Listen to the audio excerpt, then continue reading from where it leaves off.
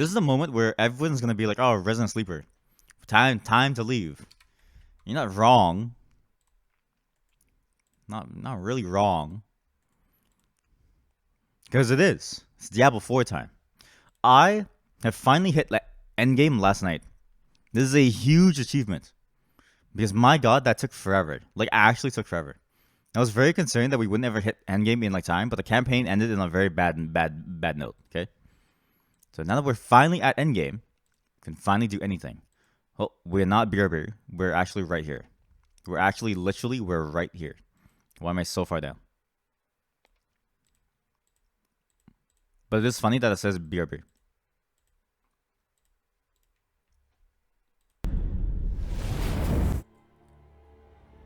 Because now that we're finally at endgame, we can actually do things now. Okay? I've been thinking about this all last night. Of like, what are we gonna build now? Like, what are we actually gonna like do? And there's a couple things. We need to do all the whispers. We need to hit at least, I think level 60, I can actually do World Tier 4. I'm fairly certain. Fairly certain. It may not be too difficult.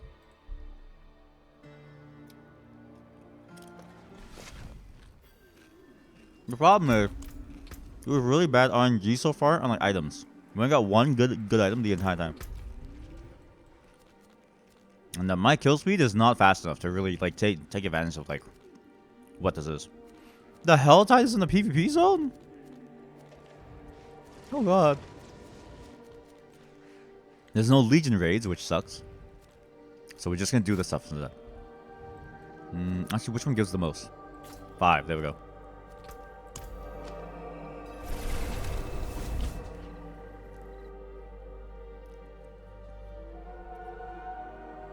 Now, apparently some people have been able to even do World Tier 4. Level 55. Which seems kind of insane to me. But then they're like playing like really good builds. Like a Barbarian is disgusting. Barbarians at my level, or half my level, at like 25, can do I think 4,000 damage per half second. Which that's insane to me. Not while I'm in town. Not while I'm in town. So, if I was a Barbarian, exactly, spin the win. If I was a Barbarian, I'd be in World Tier 4 already. But I'm not. I'm a Necromancer. But all my damage is dependent on minions that die in like 5 seconds. Also, this is loud, sorry. Let me turn it down a bit. Now that we're in grinding mode, we can finally turn down the sound effects.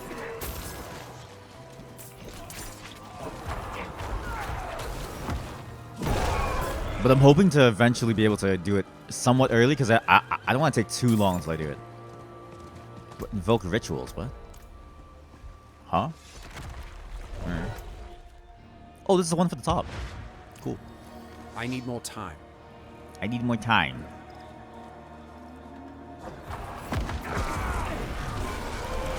I also realized that my build, my minions will never live. So I should never even bother speccing into minion life.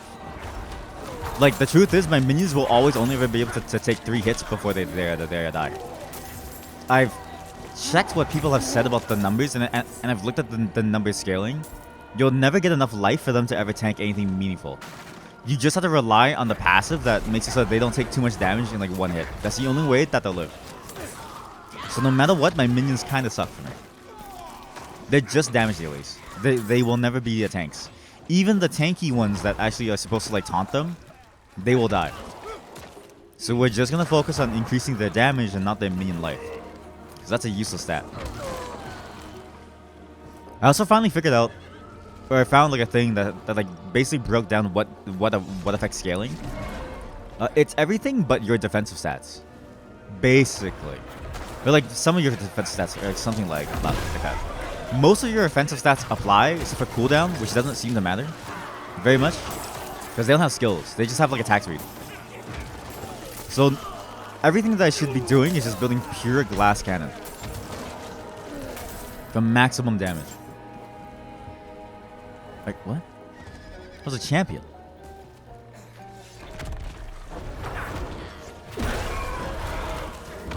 I'm so excited to finally be at like endgame. We played for so long to get here. What? The corpse like stopped moving. It's weird.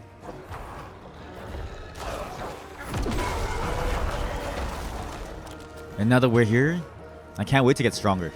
Because I've also seen some of the unique items. And some of them look crazy good. Why did that guy hit his own guy? What?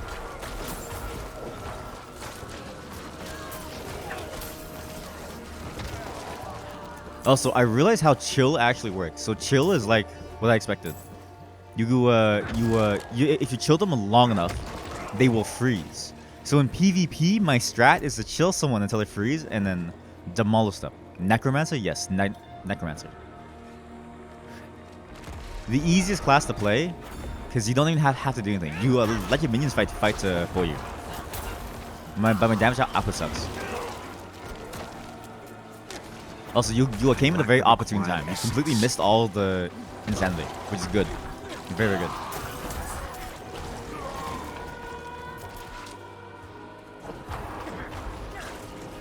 The edgiest of classes for those that like edging. That's a crazy statement, but it's true.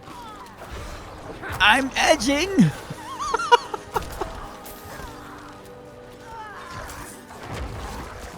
You ever wonder how like those terms came to be? Like cum and like edging?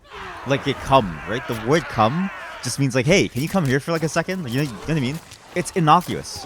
It's just a destination.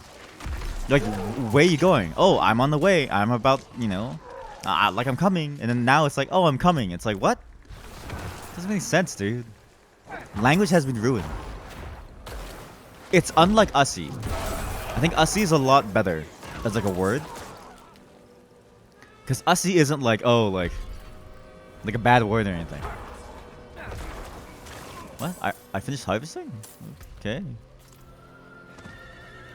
I need more time. Oh my god, the barricades. Right? Like, Ussie is like a joke word, but like cum is like a real word. But it was a real word before that, whereas Ussie was always a joke word since its inception. Or a joke suffix, right? So it's weird to me. I don't know why it's like that. Same with edging. Like edge. You know what I mean?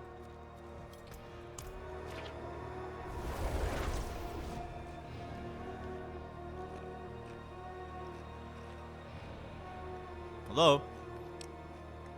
If we never had the word cum, we would never have the word Coomer. Which I think is way funnier. I'm on the edge of glory.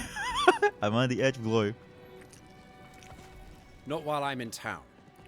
So while we lost some things, we may have lost the innocence of the word cum. We gained the funniness of the word coom. Which I think it's a net win. Oh, bad luck. Oh, bad luck. Eat shit. You're always giving bad items. Nothing, no sacred. Does she even give sacred uniques? I don't think so, right? I don't think she does. You can take what's left. Maybe she doesn't give a sacred unique, actually. Because aren't sacred uniques meant to be like the stuff that you have to like really try to find? I wish gambling mechanics were explained more. But then it wouldn't be gambling, it'd be playing. Yo, what did I get? A mount! Armor.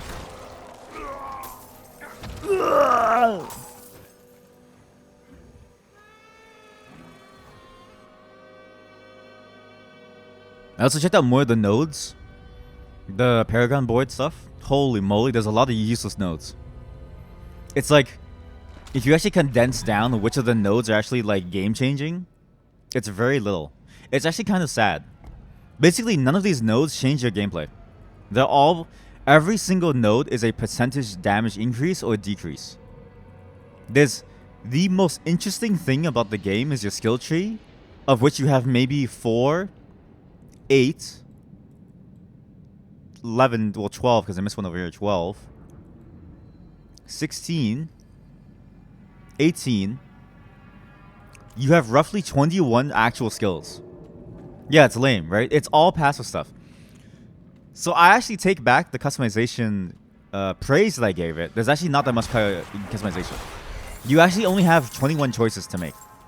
The rest of it is just like percentile boost, which is very, very boring. But I like big I like big numbers going boom. So I don't know. I also don't know if unique items change that. Like this, for instance, this unique item changes my gameplay into focusing on like darkness to freeze people, and so stacking up the freezing times and stuff. What? Flush Molly. So it could still be good. I just don't know. I need more time. Hard to tell. I need more essence. But at least the things that are easily accessible to you as a player without grinding for like days, sucks. So it's like probably the fun things are gonna take you a long time. The hard things are really gonna change your gameplay. But it's gonna take you like, I don't know, days of playing, basically. And for like a casual player, that's basically untenable. I don't think it's a good system.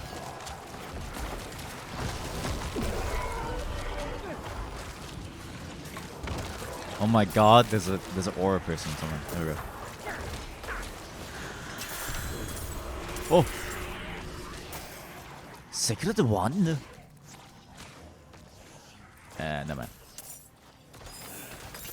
Yeah, it's the issue with every MMO. It's because it is kind of a bit of an explosion number. Like every skill that you add is another skill combination that you have to deal with, right? So it's like, was it one skill is just one skill, but 2 skills is 4 combinations. 3 skills is like 9 combinations. Like the more you have, the harder it gets to work with. I'm not And so ready I yet. understand why it's hard, but at the same time, it's like that's the entire point of the game almost. Like the entire point of the game is to have that stuff. So it feels like I maybe need it more should be time. worked on more. But it feels fine to like put effort into that.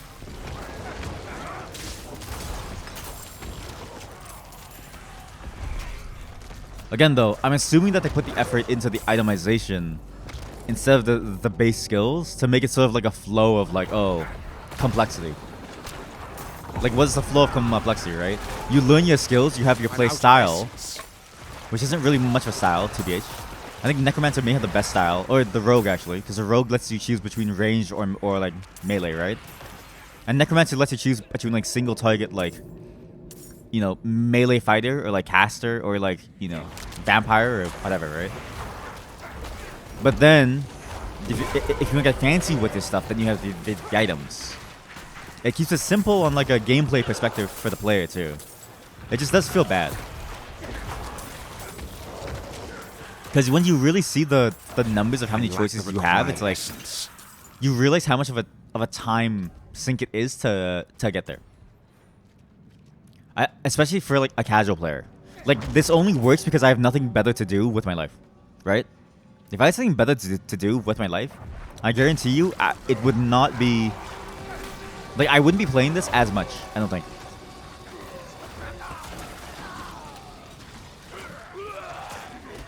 I'm not ready yet. But I'm playing this because I have nothing better to do, and I really like it. So it's a hard toss-up. I admit there's issues, but I play into them.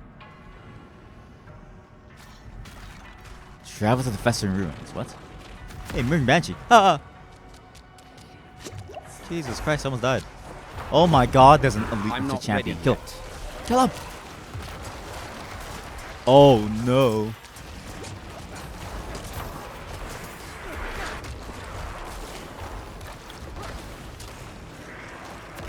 That's not the only issue with the game too. Although to be fair, it's technically better than the rest right now. Like in terms of like, not Path of Exile, of course, but like Path of Exile is like you have to have like a PhD in like statistics to like play. This one is like you can just casually play and you can actually get pretty decently far too.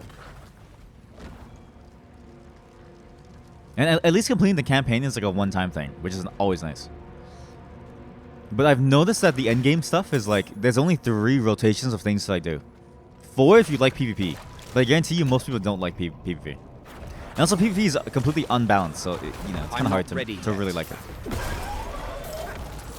But you have the Whispering Trees, which are these things that I'm doing. You have the Helltide for when those are done, because those are, the Whispering whatever's are on like an hourly schedule, right? What? They just came back alive. Kill him. You have, whew, this is really close to my damage. You have the chaos, the Legion raids, the world bosses, which again the timing for them seems really random. I don't really get when they spawn. I almost miss Lost Ark's system where like you had like a discrete timer for things. Like, hey, at 5 p.m. PST or something, get ready for this specific world boss. Like it felt easier to schedule around. It was much more clearer of like, oh yeah, like this is what's possible. But you have no crazy dungeons, you have no raids or anything yet. I'm assuming they're gonna add those eventually, but for now it seems very like plain. Slay the maggots.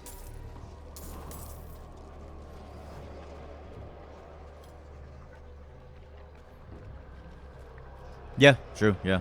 I mean, so but like Lost Ark, like that's a different problem though, right? It's like it's easier to schedule and you haven't done it for like a year because it's too annoying, right? It's too annoying and it's worth less than everything else. It's like, why do those when the other things are worth a similar amount or like just enough to keep you at least competitive, right?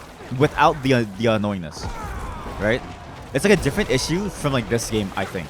It's like it could work if they were made meaningful.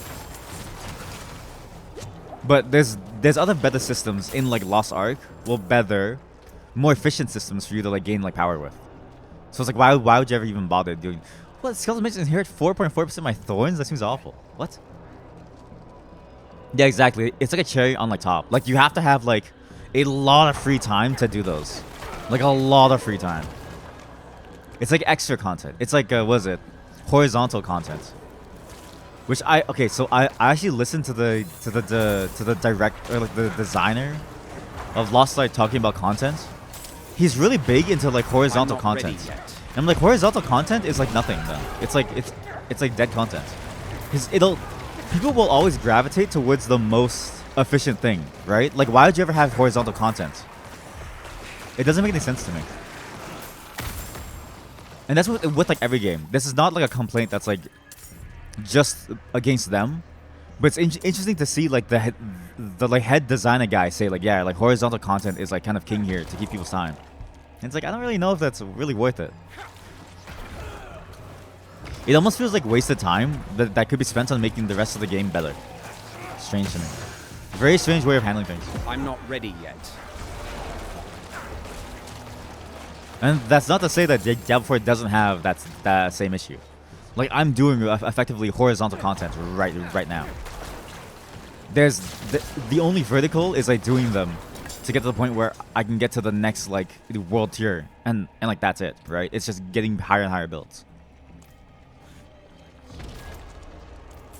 And I really hope that they add more endgame stuff, but I also hope that they mainly again focus on making the game itself better. To face demons, like more skills and stuff, fortified more against choices, the denizens of hell itself. more playstyle What we found differences was too. infinitely more horrifying. The creatures we encountered, I assumed they were human at one time, but now they were like ravenous animals, hungry for flesh. Hot, steaming flesh consumed straight from the bones of the still living.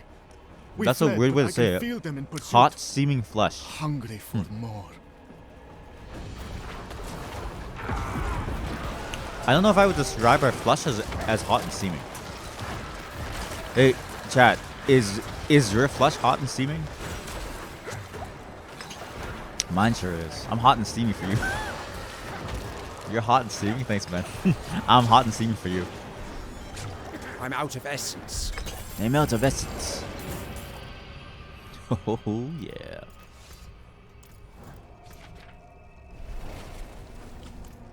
One thing I will say about Diablo 4 is they integrate their horizontal content very well with the existing stuff. Like, the map, there's no parts of the map where I'm like, it's not useful. I think the entire map is useful in some way to me. And I have a lot of choice of like what parts of the map to always tackle. It's also really nice that the PvP zone is always a hot zone for like content. It either has whispers, well, so it always has like whispers, it seems like. I've always seen whispers in the PvP zone. And it even has its like own content too, which is sick. So I do at least appreciate that like they try really hard to make it worth it. To make it all like, you know, like you always have something good to like do.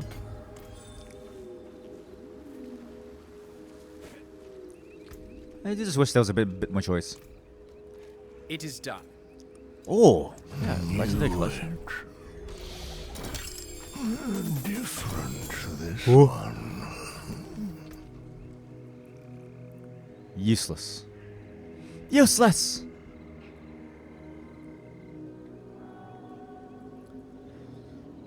Yeah, it's kind of bad. Okay, we're gonna disenchant all these. I need to figure out what's like worth it to disenchant and not. Like, I only care about costumes, right? The problem is like you don't know if you don't have the costume until you pick it up. I'd like a bit more icons on the drop to be like, you don't have this costume yet, so pick it up. Because inventory management is like insanity to me. I need to talk to you. Need something forged? You can tell anything breaks, the forge is hot. The forge is hot. I'm not ready yet. And you know what? In a way, I'm kind of glad that it didn't release Overwatch PvE. It would have been awful, I think. Like, genuinely awful. Because this is, so this is the thing, right? Every team that's assigned to, like, a project, it's like this is your specific project to be done, right? Like, this team is focused on PvE content. Yeah, exactly. Like, they had no genuine plans to like really make it. So it would have been like a hot steaming pile of like garbage.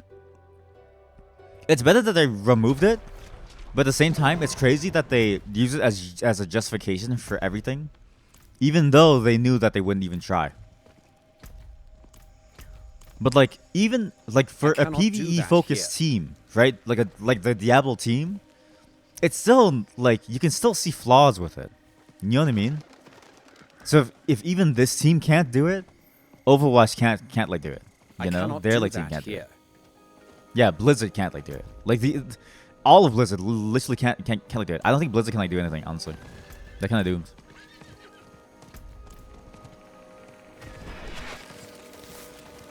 Hey, I can jump in here for the money. Nice. I'll do the quest and take the money.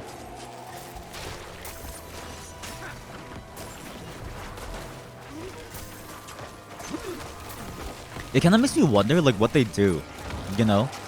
Like, but, like, if you compare them to, say, Bethesda, right? Which is, like, a weird comparison, considering they're, like, they're kind of, like, two different markets of, like, things. But if you think about it, they're both in the same category of making fun experiences with deep role-playing, deep role-playing mechanics, right? When you compare the two on that axis, it's like, how is Bethesda able to make a much better experience than Blizzard most of the time? If not all the time, I feel like. Like, I feel like Elder Scrolls is, like, way better in terms of, like, raw role-playing experience. Yeah, like, Blizzard just, like, sucks, I feel like. Which is strange, right? It's a very strange thing to, like, see. And it's weird to me that Microsoft would even buy them. Because they bought them for a lot of money. And it's like, what did they see in this company that was like, you know, it's going to make it work? I don't really know. I need more essence.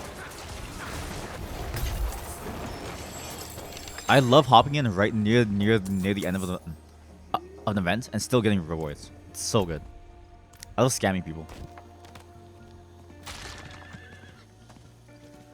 But yeah, I'm very curious. Like, Blizzard, I mean, Microsoft must have bought them for some reason. Because they also bought Bethesda, right? If it's just for revenue, I'm very interested to see how much they can sustain. Because, like, there's no way that they're going to sustain enough in the long term to make their purchase price worth it. Yeah, true. Experience with, like, your cheaper cash grabs. Yeah, true.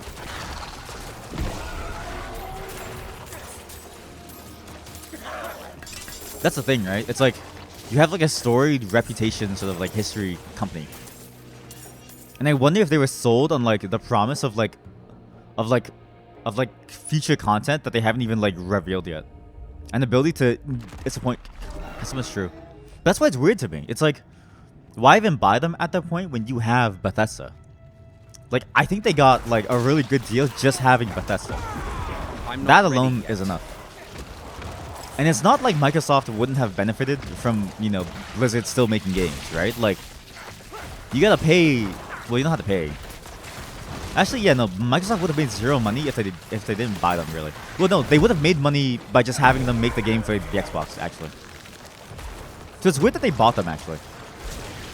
It's a very strange business transaction. Like, the more that I think about it, the weirder it like is. Like, why did they buy them?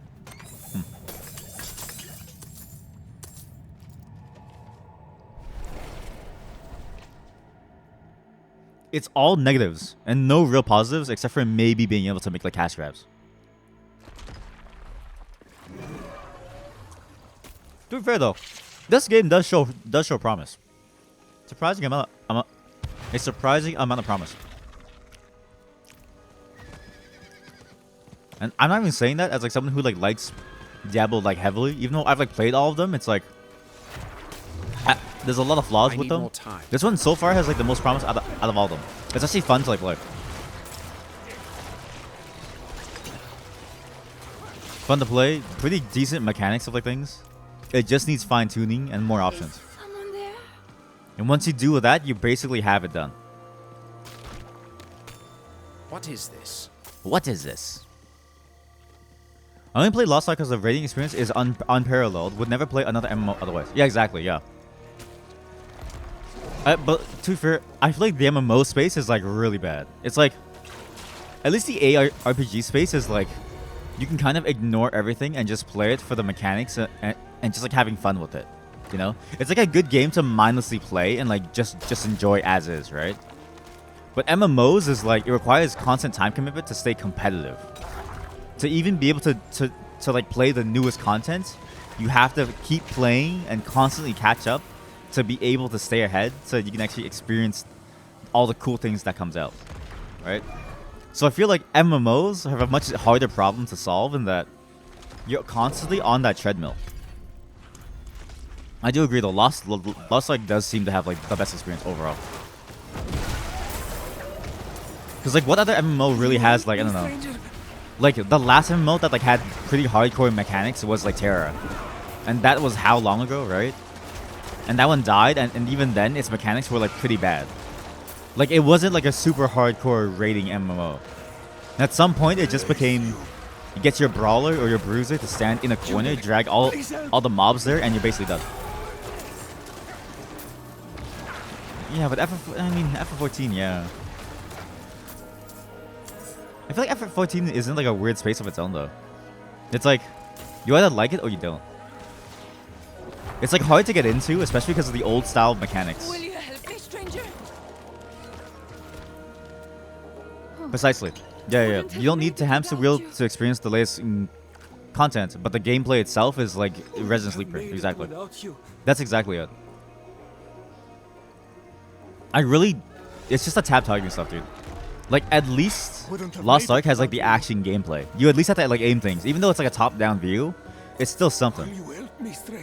I'm still waiting for like a first-person MMO that's actually good. Like a really good first-person MMO or something. That'd be sick, right? But the last one we had was like terrible. Mortal Online sucks. Like most of them are really, really bad. But I feel like that would be amazing. And Fallout 76 doesn't count because that's awful. Story is good. No real hamstering. Casual friendly. Yeah.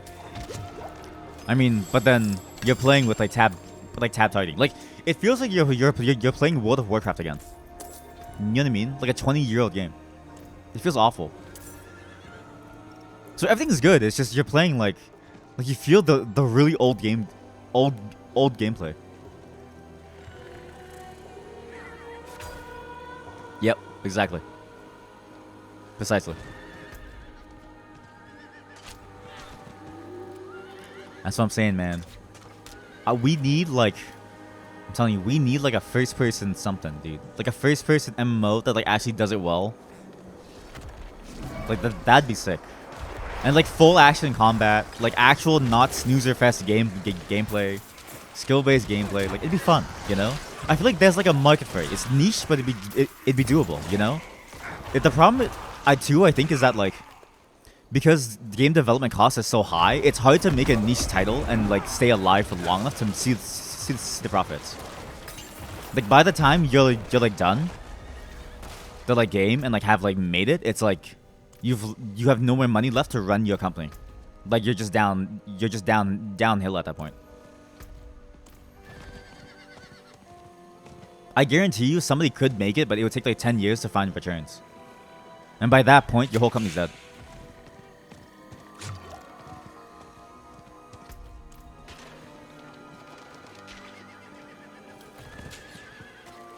Like imagine like a Dark and Darker gameplay. Well, maybe not Dark and Darker. Maybe, okay, imagine Dark and Darker if it wasn't so slow and brooding. You know? Not that Dark and Darker was like bad. Time. But like in an MMO setting, maybe a faster pace and much better. Like, okay, imagine Mountain Blade as an MMO, okay? Imagine. That'd be so fucking sick, right? Yeah, it's also a battle royale. Yeah. But like, you know what I mean? Like the general gameplay stuff. But okay, imagine Mountain Blade as an MMO, the like gameplay style. That'd be sick. Like actually sick.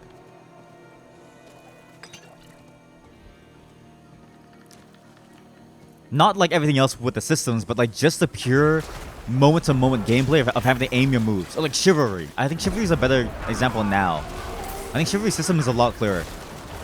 Imagine that, okay? In an MMO style, it'd be amazing. Like every moment that you play would be like balls to the walls fun. The mistakes of my past will be paid in your blood. Grave robber. Let our brothers rest. Also, once I do hit World Tier 4, I'm gonna switch over to a druid. Cause I'd be mean to try them too. I had to find my skulls. Ah, yes, skulls. You have a skull? No. You have a skull, right? I need more time. Oh, also Mountain Blade. I've been meaning to play that actually on my stream. I need to find a good schedule for all this because we started a lot of story games, like heavy story games, like Death Stranding, like Darkwood, like Zelda, which we finished, but still side quests. God, we started a lot of story games that we had to finish. And I also have like my like offline playthroughs of Crosscode. I still to edit the Resident Evil 4 stuff. There's a lot to do. I need more time. I need more time. But Mountain Blade is on the like list. Make your own story game? Yeah.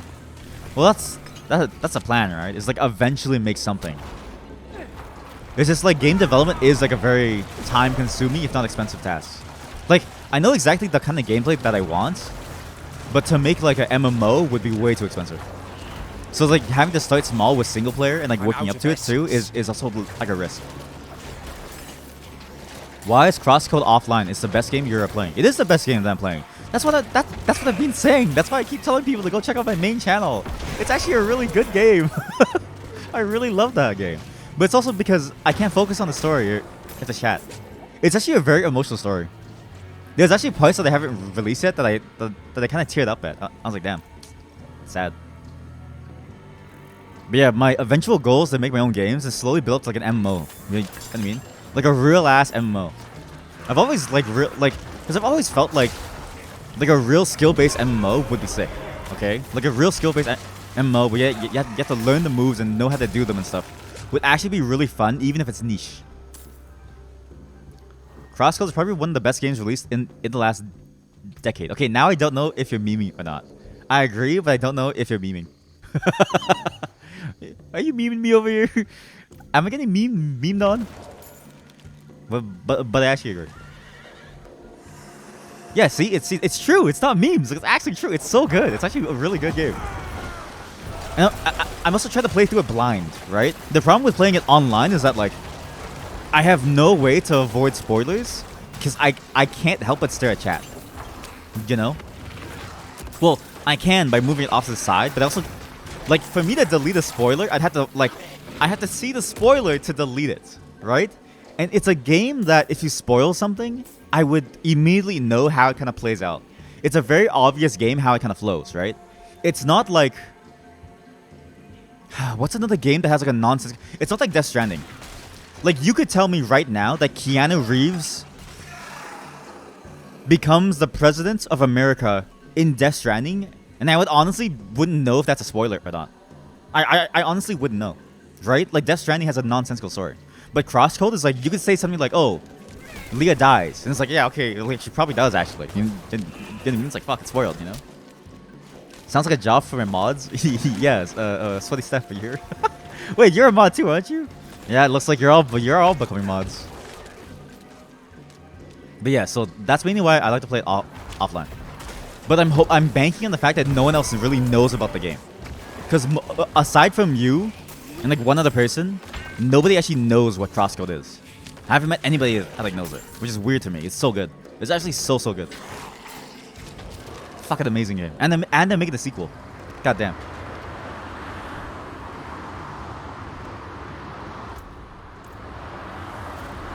What's happening? What? Wait, what's happening? Well, why can't I burn the skulls? Huh? Wait, I can't burn the skulls. It's bugged. Oh my god, it's bugged. That's funny. They're all fools. Exactly. They're all fools. They don't know. They don't know the beauty of the game. Why is this bugged? What is that? It's bugged. Why is it bugged?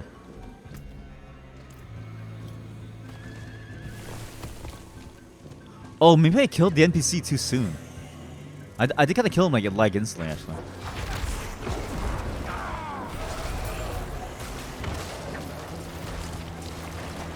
Yeah, actually, okay. One of the ideas I had for my game was like, you know, like fighting games, right? They have like those like input combinations to cast skills and stuff. Because honestly, I find it fucking boring when you have to press like so it's like weird, right? Like take Mountain Blade for instance, right? You have to actually aim where your sword goes in order to change how your swing works, right? I find that a much more both intuitive system and also a much more engaging system, right? Because it's a bit of a balance system as well in that if you want to swing to the left, you have to ready your swing from the right side, which makes it very easy for like things to like plan around you, right? I've always wondered how that would play out in like an MMO setting, like full on action combat, full on skill based and stuff too. And I find levels in the games to be awful. Like leveling systems in the games are almost always a time sink, right? If you think about leveling is just an analog, or it's just a non-analog. It is a, how do I say this? It is an analogy for you becoming much more experienced and storied if you were actually there, right? It's like me killing 20 skeletons giving me experience points. If it was real life and we had to kill skeletons to survive, A, I'd be dead. I'm just gonna say it. I'd probably be dead. But also B, you would actually get better at it because you would know, oh, you know, I should swing at the skeleton on this side and crack his skull open over here. Or if the skeleton has like, you know, if the bones look like old, then I should just hit the like legs first, right? It's like leveling and experience is just a I don't. It's the interface by which we try to distill the feeling of growing in knowledge and like learning into a game mechanic. But I find it awful. I'd rather just make a game where to actually get like the next set of like skills or whatever, you have to actually demonstrate true mastery and like really finely tuned challenges instead of leveling.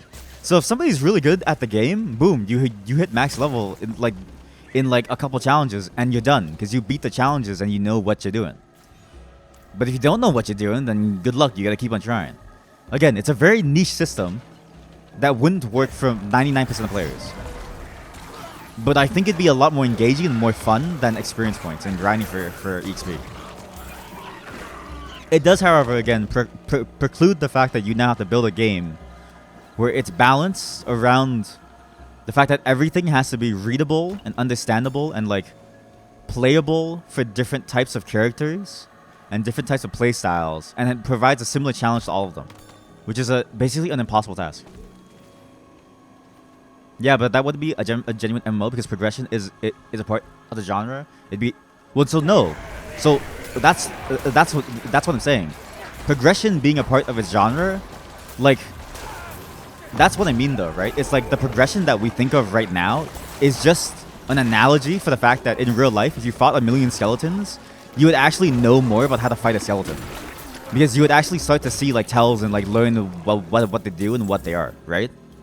I'm saying instead of having the analogy, like actually go full, like lean fully into it and actually like have it be how you actually progress in the game is you actually have to like get better at the game.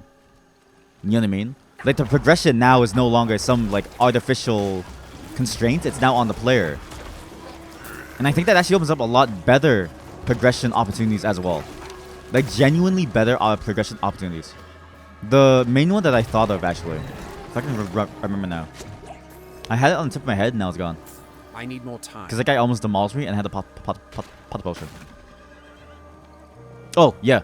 The idea of progression that I thought of was less like number go up and more like opportunities and like options are available open up to you. So I think of I think a lot about like how some like items in games feel really good to use and some items don't. Like an item that just gives like a 5% damage boost, like if you're pushing progression in terms of like getting a percentage boost over and over and over, it's not very fun, right? I think a progression would be more fun and interesting if it was more like, oh, you actually get to open up more options for your character to like play with. Like imagine getting like an item set from like a very hard challenge that changes how one of your core skills works, right? Entirely. And it's like, oh, it changes up, it opens up like a whole new playstyle for you. I think it'd be a lot better. It'd be niche, but it'd be a lot better than just having it be like a plain old, you know, number go up kind of system. Those type of systems work better for PvP type games. Well, so I argue that they don't work better for PvP type games. I argue that PvP type games are games where anything could work fine. The only thing that PvP type game actually needs is balanced competition. Everything else goes.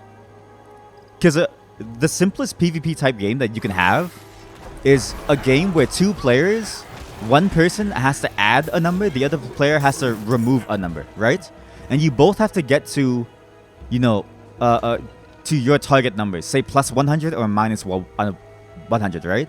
Without any limits, whoever goes first wins. If you put a limit on the number, you will always be at like a standstill, right? It's like that's the simplest PvP game, but I think it really well demonstrates how PvP anything can like go, and as long as you add different mechanics to make it fair and balanced and change up the general equation, it'll still be fun because you're playing against someone. You're playing within the rules of the system, trying to beat somebody else at it. I actually think that the system that I'm talking about works very well in PvE. I just don't think it's been done well so far. And I think that's why it's sort of been like, almost like, I think it's more of a misconception thing that it like wouldn't work well than it actually not working well, I think.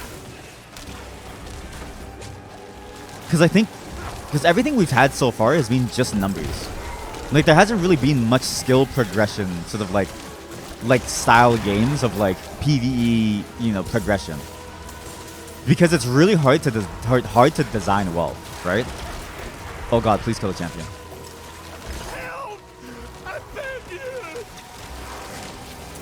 But removing that analog system of the analogous system, I think would be a lot better overall for the experience. It would, however, be like very, very niche.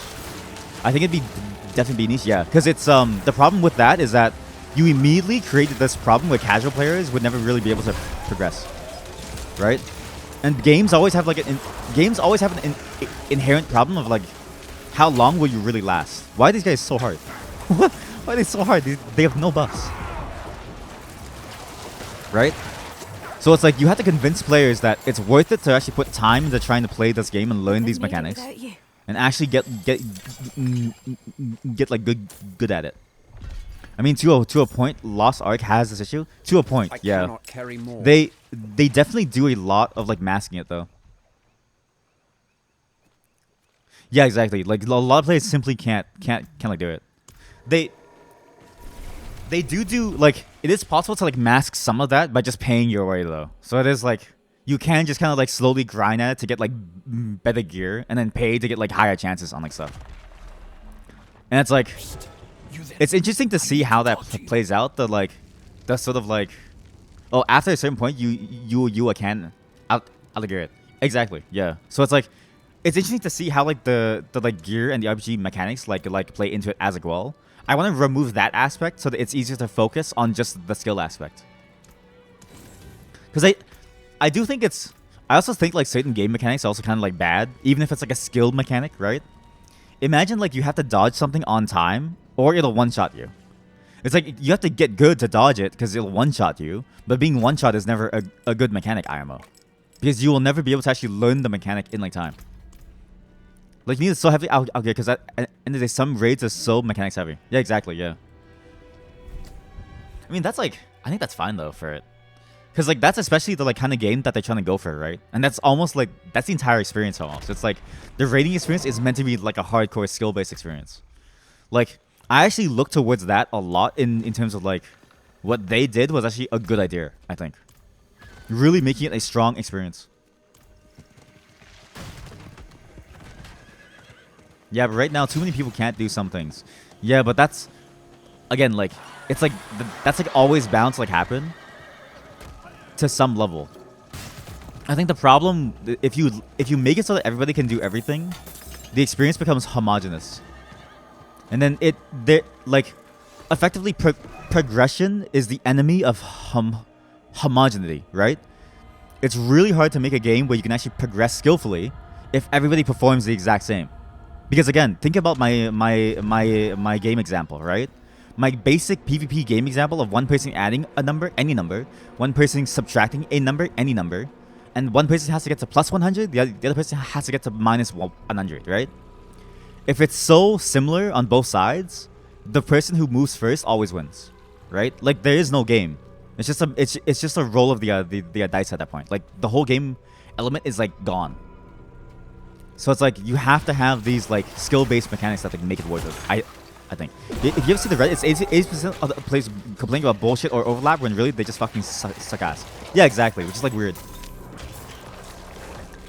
It's like that's the whole point of it. Like, that's what makes it good, I think. I'm not ready yet. The problem though is that there are some things that I don't agree with. Like I think like, you know, because like, okay, when you first do like a mechanic, right? If it one-shots you on that mechanic and there's no easy way to like test it out, I think that's bad. Because you will always learn through failure, but you keep failing, and like the downtime for failure is too great for you to like learn. I think one-shot mechanics are like bad. And because it's like a statted game, like you have to have certain gear to do certain stats, so you have a certain gear score. Someone with really bad stats on their gear can have a vastly different experience from someone who has like at least decent stats. And I feel the game you're describing is better off as a single player game.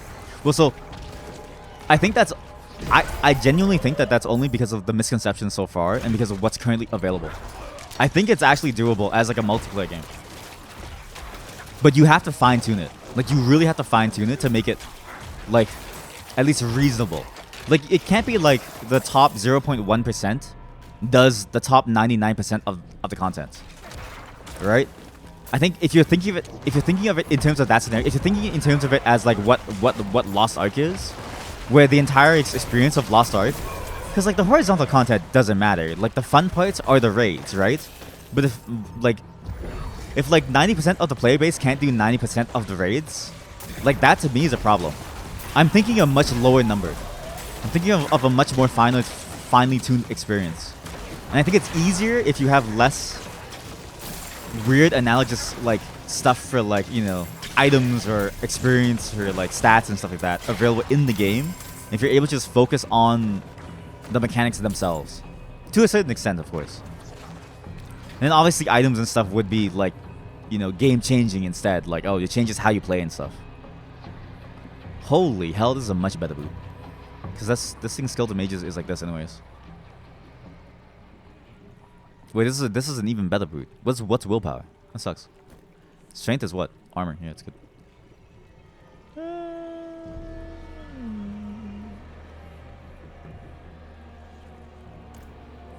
Yeah, but like when I talk about other people that play allow them play for the progression. Yeah, but like that's like again, it's why I say that the kind of game that I'm thinking of like trying to like wanting to like make is not it like it's not gonna be like a everyone plays it kind of game. It's gonna be a niche kind of game. And it's also a game where you have to rethink what your idea of progression is. It's like your progression wouldn't be like numbers going up anymore. It would literally be like you going up. Like you the player going up. Yeah. Like that's what I mean though. Like that kind of player that's like only interested in like number progression wouldn't really like my like game. And that's fine. Like it's not made for them, right? It's made for people who like understand that like oh skill progression is kind of like what is actually the thing that's like gonna make it more fun and like more engaging. Because IRMO number progression is like again it's just number go up. And the problem with number progression too is that the numbers like don't matter at some point. Like especially like say Final Fantasy 14, right? That also has number progression, but like when a new expansion releases, you just get the next set of gear that lets you start. Like there's no need to actually go up in like number. It feels like I don't know, pointless to have a number go up. Bit tricky, but I've had tougher. Now I just need to find this cursed pool. Actually, funny thing, the best description of League of Legends that I've heard is it is the most engaging roguelike in the entire world. Because you always have the same 30-minute experience. You go through a similar progression every single game, and you're just trying to get better at the game to beat somebody else. Obviously, it's like it has different elements to it, right? In terms of like, oh, like items and itemization can definitely break certain champions. And some champions are just like absolutely broken, right? But that's the kind of feeling that I'm trying to go for. It's like, yeah, like you can get better at it. And it's like the progression almost doesn't matter. And in a game like League of Legends where the progression doesn't matter, where only your skill progression matters, it's extremely popular.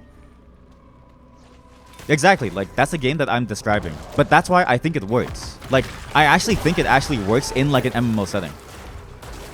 You know? And not just in like PvP either. Like that like one PvE mode, I don't know if you all played it. It was the Odyssey game mode. That game mode was actually really fun.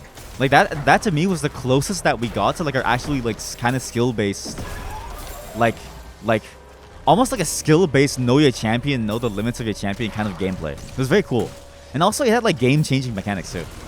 It's why I'm kind of hopeful for the MMO, because apparently the team that made that is like also working on the MMO of theirs. So I'm very experienced. So I'm very curious how that goes. Because the problem with pure skill based progression is level design. Yeah, exactly. Like it's like how do you make the every single encounter actually like balanced? But it's like you have that problem anyways. If you think about what that means, it's like you have that problem regardless of what you do, right? It's like your balancing levers are either numbers or mechanics or both. And the really good MMOs that start to make it interesting, right?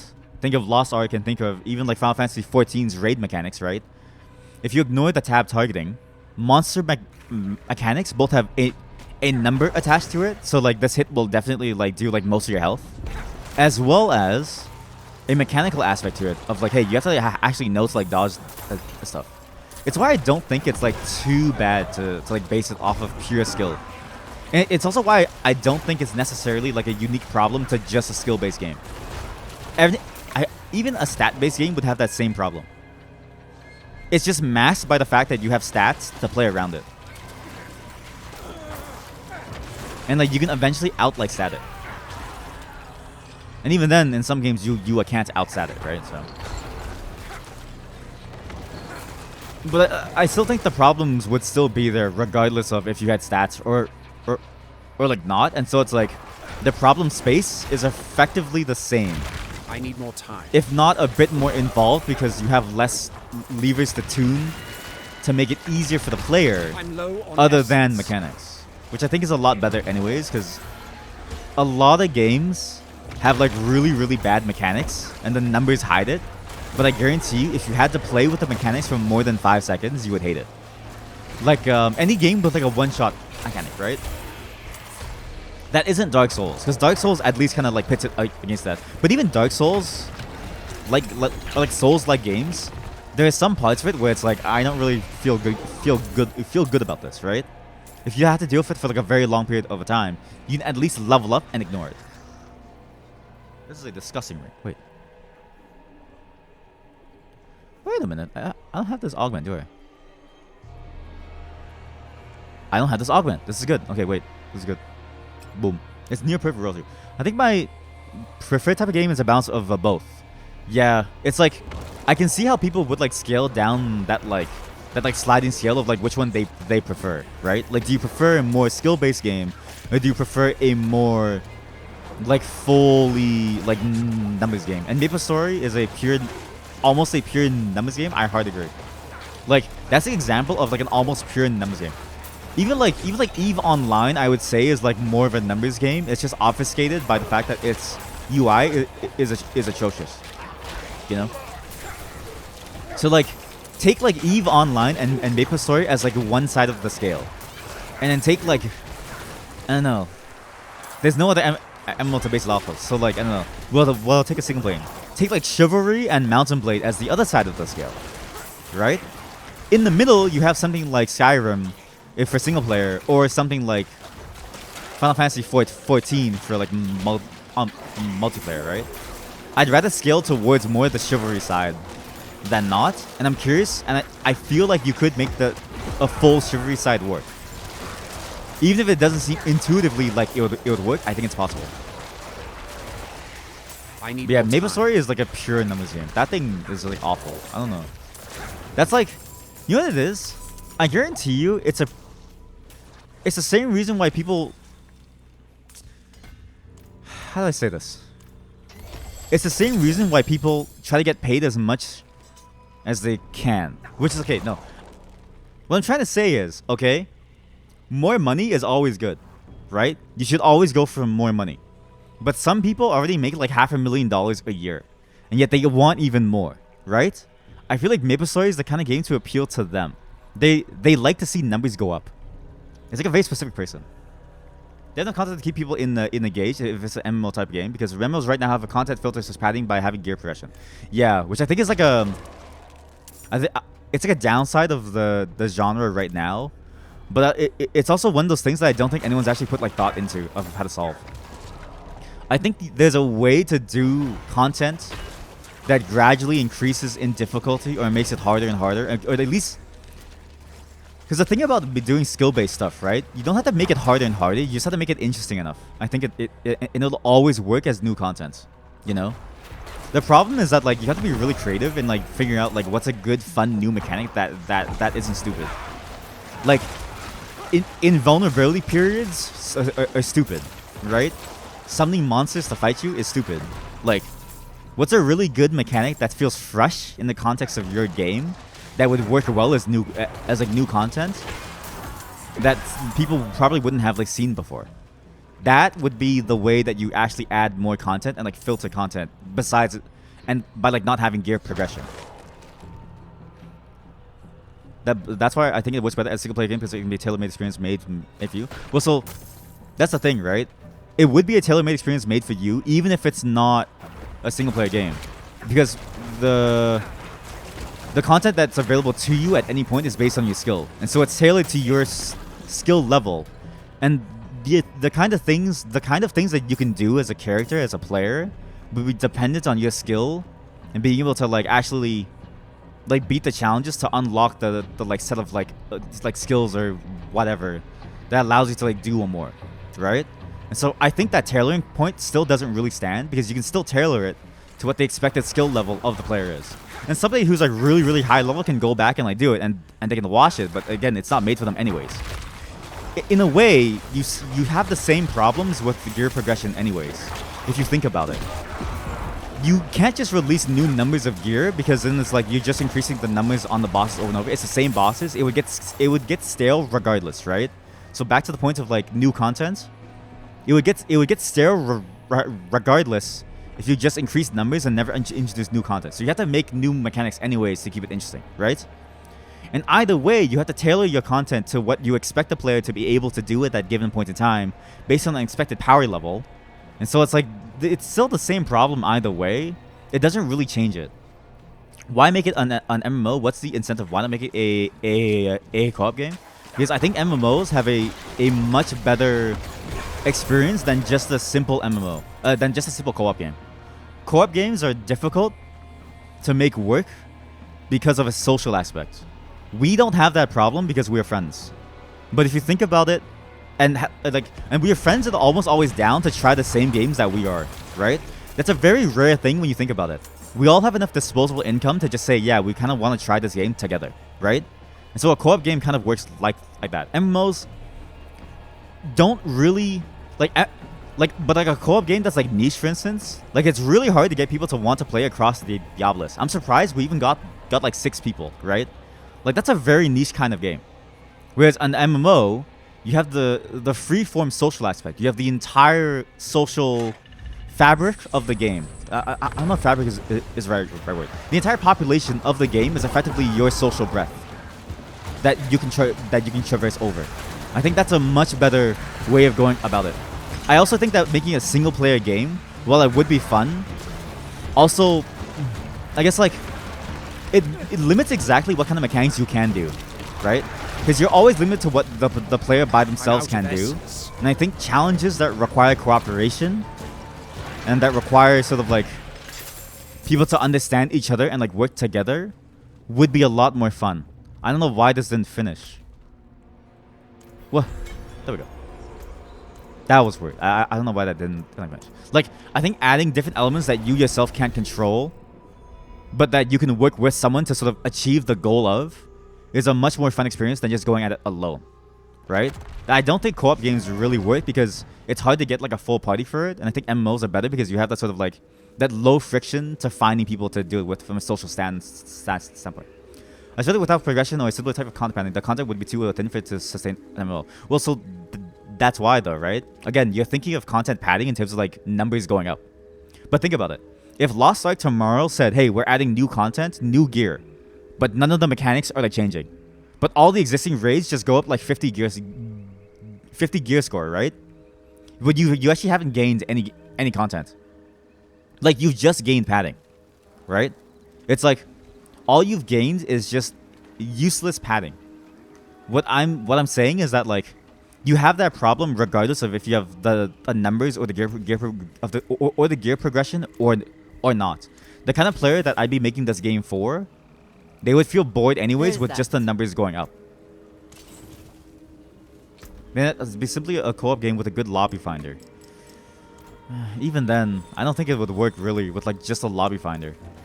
Because it's like, MMOs have like a really different social fabric to them. If you actually like get to play with like a full MMO experience and you sort of like break out of your existing sort of like bubble, and like the game itself actually has like pretty decent social mechanics, I think it's a much better experience than just playing co-op.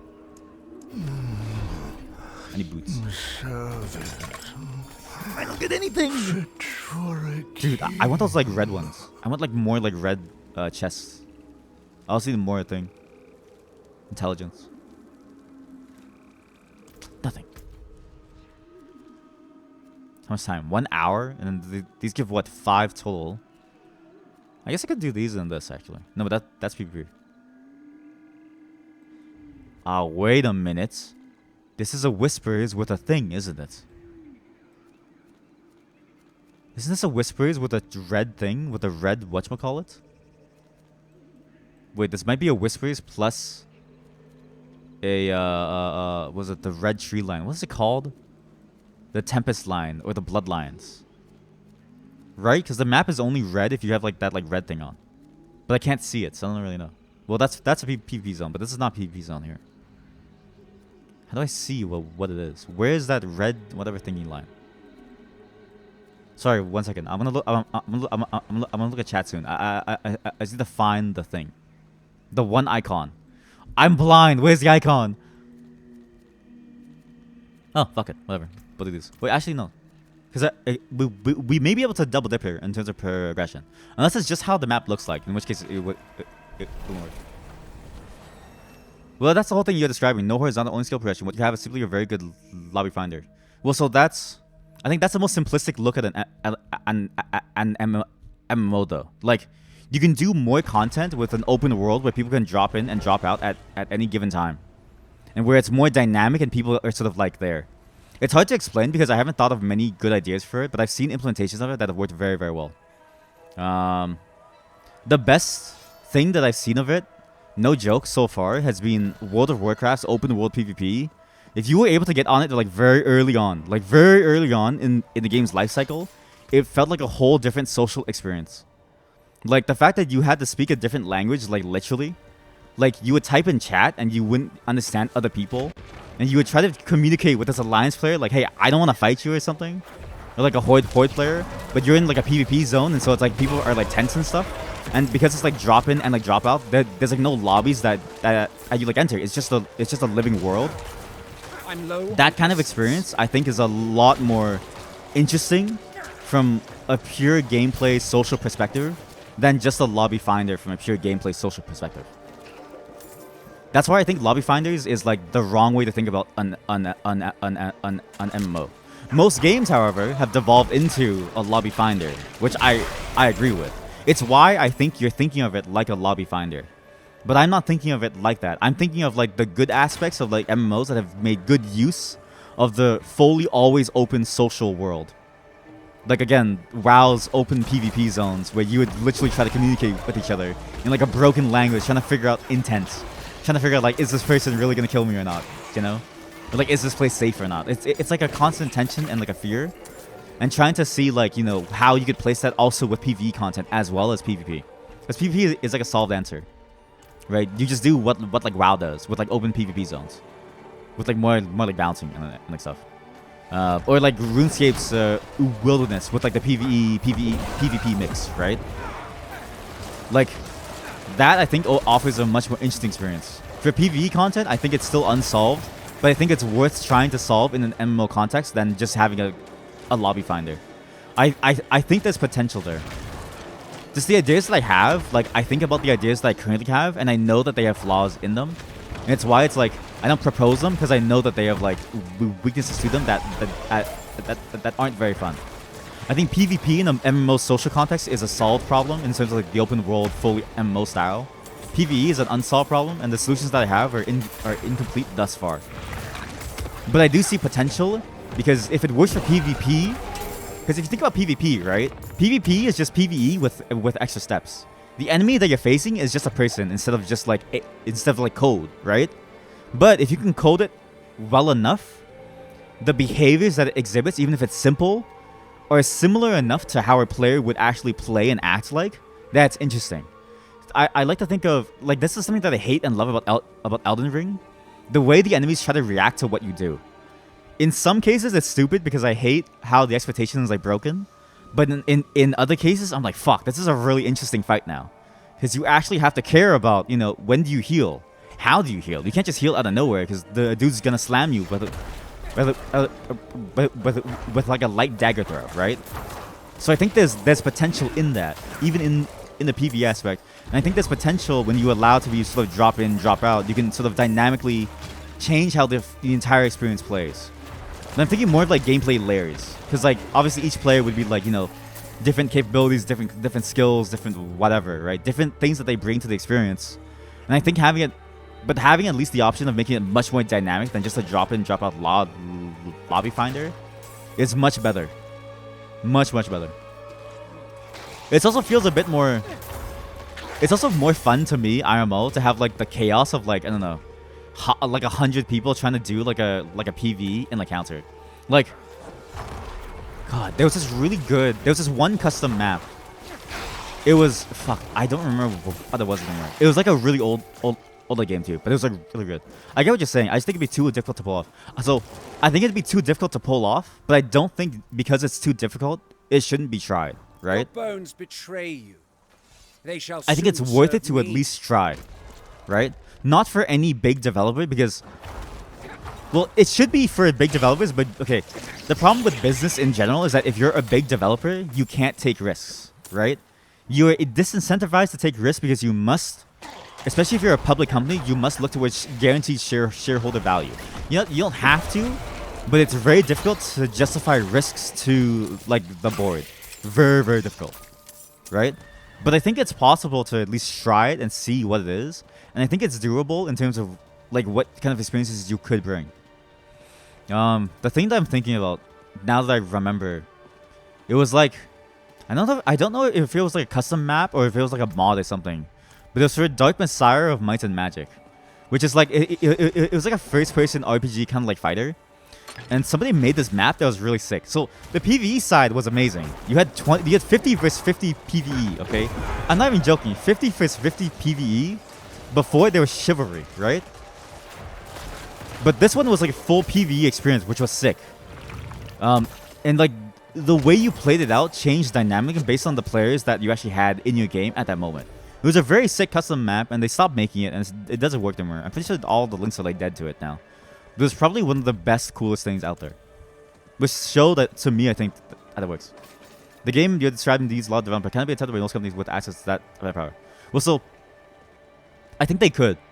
I think they could actually try to. But again, I don't think it's a game developer reason. Like, I think it's a business reason. Like, if you look at how businesses operate and how businesses do business, nobody wants to bet their business on like a 0.1% chance that they can figure it out, right? But if you ask a game designer and you say, hey, try to solve this difficult gameplay problem, I guarantee you they're going to have the time of their lives. Like, a designer's look on that problem is very different from a business person's look on that problem. The person running the company is going to be like, no, we can't do this. You're going to make us bankrupt. The game designer is going to be like, but why not? Why shouldn't I? Right? It's a very different like mindset. So I don't think it's fair to say game developers. I think it's fair to say game companies. I think 100% every game developer would jump at this problem and be like, yeah, I'm willing to like try it. That's why I don't think it's not worth trying. I think it's worth trying just to see if it's possible, and I guarantee you, if it is possible, you're going to reap all the rewards from being able to make it work. Hence, they cannot attempt it. Well, so they could. There's ways of running business that are orthogonal. Is it the word orthogonal? There's one word that I'm thinking of. Orthogonal. No. What is it? It's the opposite of orthogonal. That runs parallel with the interest of the creatives in your company, the people who actually make your product. And there are ways of running companies that run orthogonally to how your product actually needs to be built, right? I think, for instance, like, God, what's a good like non-gaming company? Because like game companies are like, it's like the product is like, it's like very complex. Like I want a simple product that also has like a different sort of like feel. Tangential, yeah. Well, it's the companies without. Oh, true. Sorry, I forgot I said with access, yeah. Yeah, RBC with a venture development program. That one's also like terrible. I like read that one. There's also like some software as well. Like, fuck. What am I thinking of? I'm trying to remember the name of it. I literally just thought of it before I entered as a cave and now it's gone. Which, fun fact, your memory works in terms of like spaces.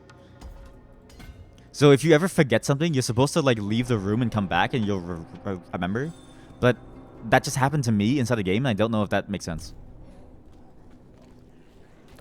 But yeah, like, you know exactly what I'm saying. It's like there are ways to run a company that like would actually align properly with like how you would do things.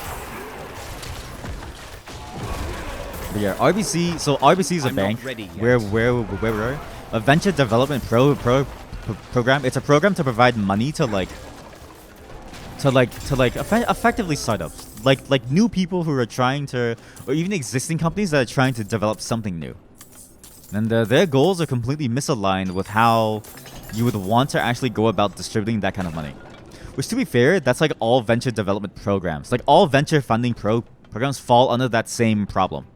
Like if you look at the Canadian government, for instance, like no joke, this is their technology innovation fund. Okay, it's something like their technology it has like a different name, and it encompasses technology, arts, and like games as well.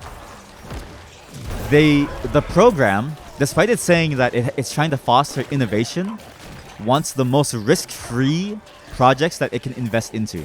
The most risk-free. Well, they do distribute money to random startups and other bullshit with the launch startups with the hope that one that makes it. But that's like different though. Like that's like a random distribution, right? Like the thing that I'm thinking of more is like distributing to the people who have the guts to try something new. Because if you have 100 people applying, right? And all 100 people are low risks, like buzzword bullshit. Like we're gonna make the next, like we're gonna build an application to make your spreadsheets easier or something, right? Then it's like you're not really doing much with it. I feel it's like a big problem with it. Whereas if you just give it to like 100 random people, but you choose based on how risky their idea is, like, hey, we actually want to try to make like AI actually like do shit or something. I don't know, like just AI, because it's like the simplest thing that I can think of that's like at least related, that's at least easy to understand and relatable. Then I think that would be a much better use of like a venture fund program versus just 100 low risk companies or like existing companies that are sort of rebranded as a new company that are hiding. You know what I mean? Because existing companies can apply to that as long as they have any new developments. And as long as it meets the guidelines. And the guidelines are always low risk. So it's like you're not really gaining much. Like even like that stuff to me, venture programs are always interesting to me because they always fund the lowest risk, the most boring things in the entire world.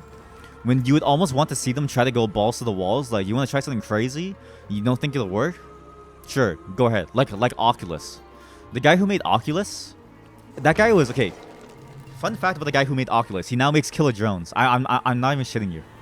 He makes fucking killer drones, okay? He went from making Oculus to killer drones. And Lo, what the? my candle joins the sun. And Are you injured? yes, Okay, she's dead now. Give sip of a healing potion. Wait, I can do that? You want a sip? Sippy sippy. Wait, Acolyte of Akarat. Huh. forgive me. I'll finish my thought soon. Sorry, I just want to see this. Our well was taken by the flies. I tried to clear them away, but I was not made for such work. Please, could you cleanse our well? Could you cleanse If you can, come to the chapel after. Akarat will return your kindness. Do I look like a janitor? So yeah, the Oculus and like VR in like general, right? Was like a very, I guess how you're kind of describing a R&D team at a big company. Yeah, but even they, like, it's hard for an R&D team to operate within the wrong structures still. I think even like it's not the fact that they have an R&D team, it's the fact that they're in a big company and they're still beholden to how that big company acts about things. Right? Like they still have to deal with the fact that that big company may decide to be very low risk to the point where they don't want to actually do any real hard R&D. They just want to be able to like get refunds on a tax credit for trying to innovate, right? It's like a very different mindset about it. What I'm describing is more so things like that don't necessarily look for pure profit as an incentive, but look more for like break even as like the baseline, and profit as like not as like a thing that they must do, but a thing that would be nice to have. Because the truth is, you don't need profit to run a company. You need enough to build a rainy day fund, but profit is not necessarily the goal. It's you have to just break even on your costs. Profit is like cherry on top, realistically. In the grand scheme of things, it's like that's how you kind of like gain a competitive advantage. It's why companies do like loss leaders. It's why companies do like what like Uber's doing, where they just lose burn through a shit ton of money to try to get like market share, right? It's because eventual profit is the goal, and eventually staying alive for a long period of time is the goal. but making profit moment to moment is not. You just have to break even, and that's enough for your financial quarter. And they spend, yeah, but think about Apple. They spend hundreds of millions of dollars, 95% goes into the void, and with the last 5% they come with shit like the Vision Pro. Well, so that's what I mean, right? Some companies have that in their DNA, right? So we're talking about the same things, like basically the same things. Some companies have it in their DNA, and companies like that should exist. They should be the ones that are that should be rewarded well for their efforts. Because again, that's how we get the Vision Pro. That's how we get something like VR headsets in like general too. Oculus, for instance, was like made by like a dude who was in his like basement. Like he was like a genius, and he just said, okay, you know, I'm just gonna take a bet and like make it happen because the schematics are like out there, right? And boom, it kind of kickstarted an entire industry, right? It's like shit like that. I'm like always down for it, right? It's stuff where it's like the fake R&D where it's not really R&D. It's just there to sort of like provide like a tax break. That's what most venture funds sort of fund. That's where I feel like it's like the low risk bullshit is where I think it shouldn't survive. Like that should stop.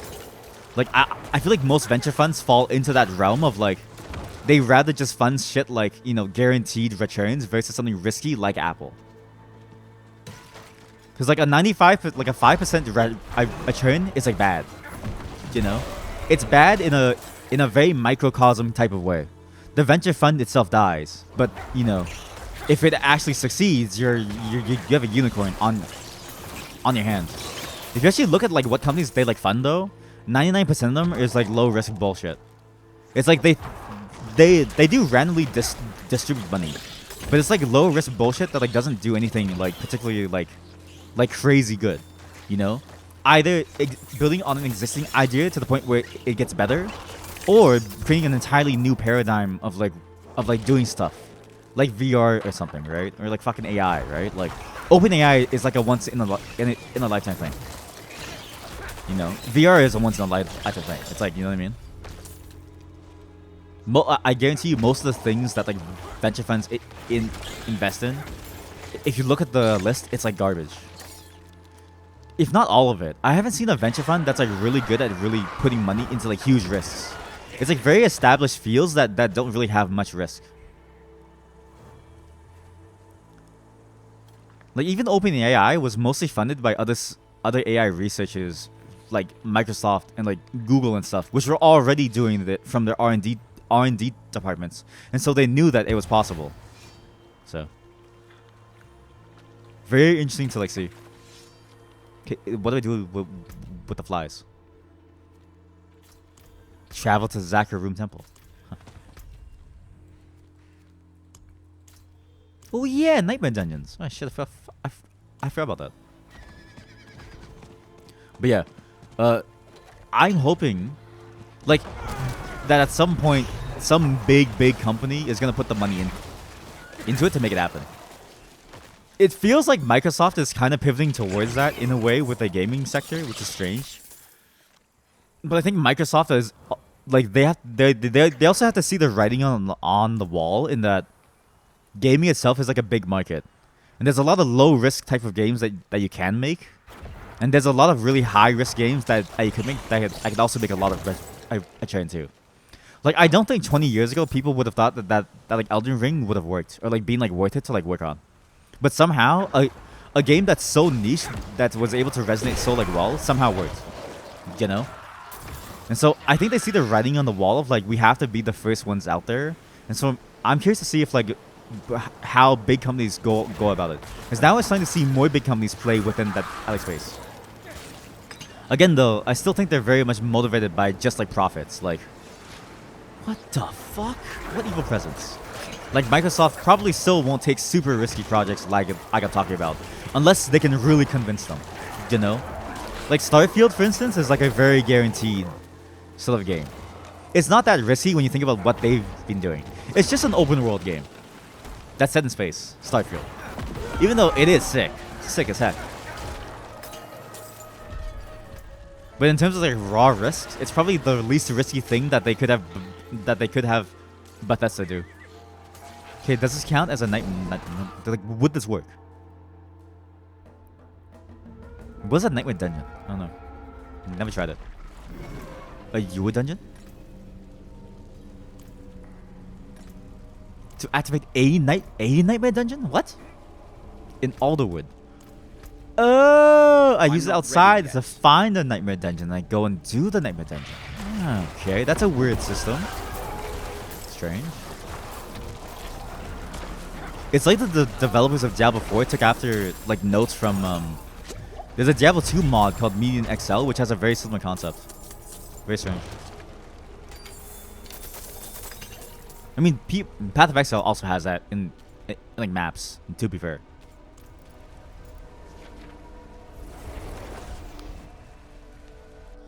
But yeah, a man can dream. A man can dream. A person can dream.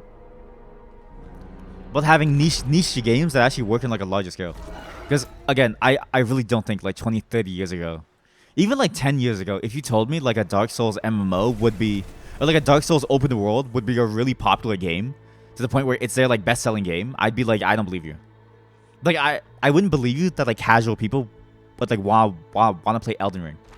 Yeah, Tarkov, exactly. Tarkov is a pretty niche game that's somehow made a huge. Like, I think, even if because I think the idea of nicheness is like, I do think the idea of nicheness is like second to execution. I think if you execute well, any niche idea could actually be very good, and could actually reach the masses as long as people have fun with it. Tarkov, for a time, was fun. I think now it's very frustrating, but for a time it was very fun to like players. I think as long as you focus on being able to make it like actually fun for like players, and making it like actually like a good experience, I think it being niche is fine. And I think nicheness provides that sort of feeling of like you can't find this anywhere else. Like For Honor, for instance. There's no game like For Honor. You can't find a game like For Honor. There's only For Honor. And yet it's garbage, so no one plays it anymore. It's trash. But for the time when it was actually good, it was a really fun game and people loved it. And it actually got pretty big within like, you know, among the people that I know that I play games, a lot of people like actually played it. For a time. What the hell is that blinking? You guys see the blinking? What's that?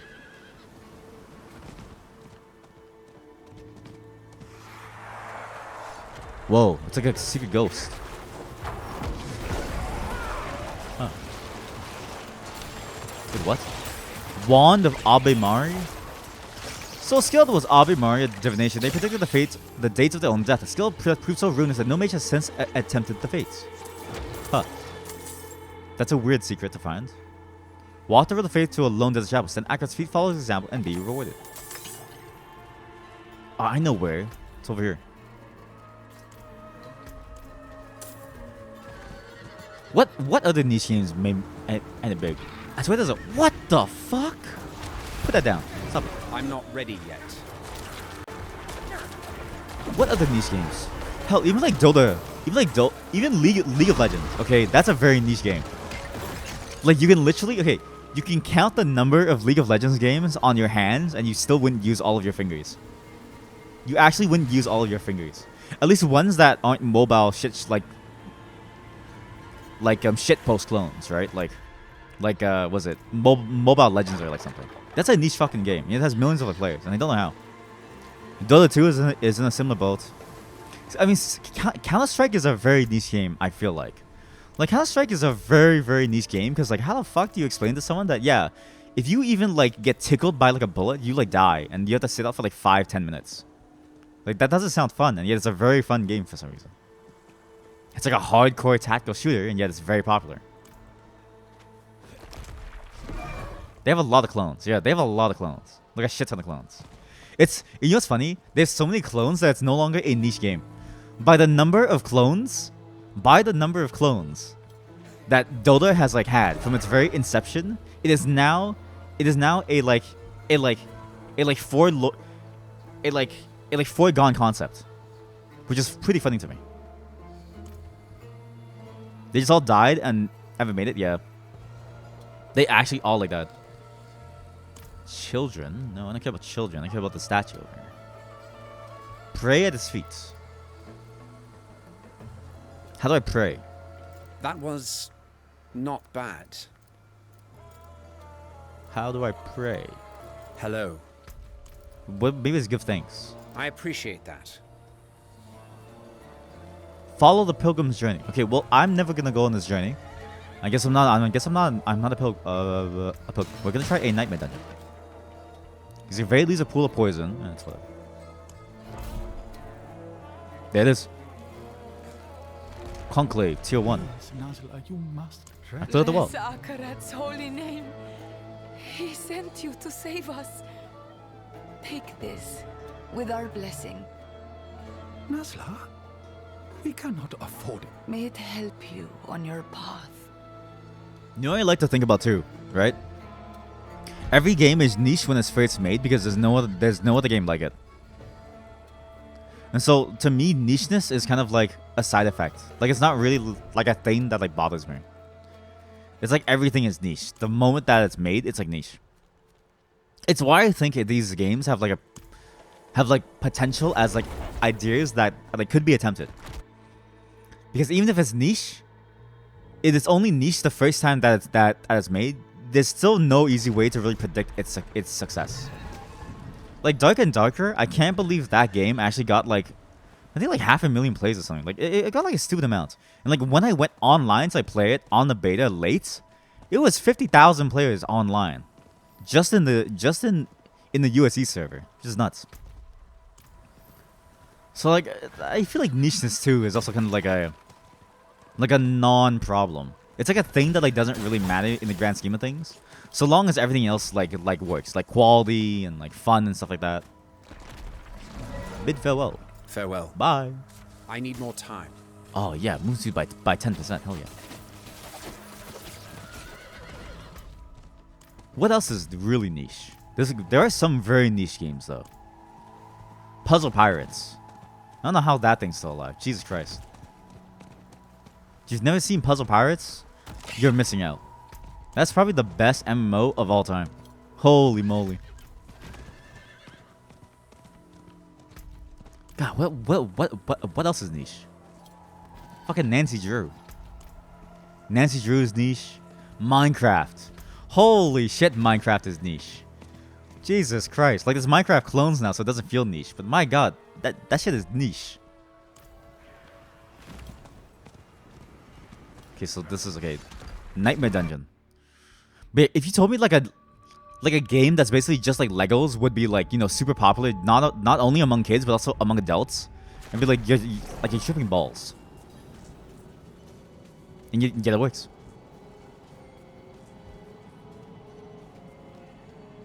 Speaking of, I've been meaning to stream some Minecraft. Not because I want to be a Minecraft streamer, because I really want to play like a single player run through. I've never played and beaten the games fully single player yet. I feel like it'd be really fun to like try it. What the fuck was that? I didn't read this dungeon at all, did I? I had to go inside the circle. Fuck. I'm not ready yet. I'm so dumb. It was there to save me. It wasn't there to hurt me. I'm low on essence. Speedrun or no balls? No, dude. I've seen... Okay, Minecraft speedrunners. Okay, speedrunners. I have nothing against speedrunners. But if you speedrun a game, you look for a different kind of fun. You look for the fun of getting like 0.1% better at it. It is effectively the skill progression of it. But you ignore everything else about the game and you try to break the game and you only play with the mechanics that would get you time. I don't mind it if it's built into the game. Like if that was the game itself, fine. But Minecraft has so much to offer besides speedrunning that I will never speedrun ever. Not because I'm bad. No. Not because I'm bad and not because I can't do math. And not because I failed one time. And not because we watched... Okay, fuckboy Tom tried to show me, okay? It's a speedrun trick. He said, look, I'm going to find a stronghold in like 4 eyes, okay? He never found it. His run was like his run was an hour and a half. He had to cheat and go through walls, go into creative mode to find out that the stronghold was behind the wall. And he was like, I've never seen that before. And I'm like, are you sure you're having fun with this? He never played Minecraft ever again after that. I lost him forever. think I'm gonna you think I'm gonna do something that made me lose my friend forever, huh?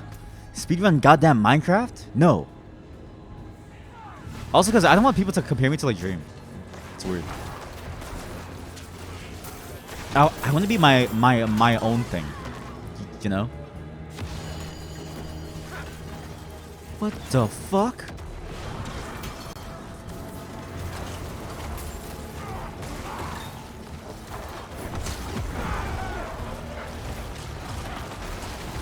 I also really like building in that game.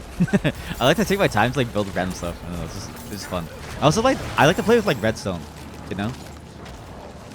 I've long since wondered how you could make an infinite snowman maker, which is apparently only possible in the Windows version. At least theoretically, it's only possible in the Windows version. Theoretically. But just imagine an infinite snowman maker, okay? Infinite snowmen populating Jelly Village. Then you melt them in an instant with one single rainfall.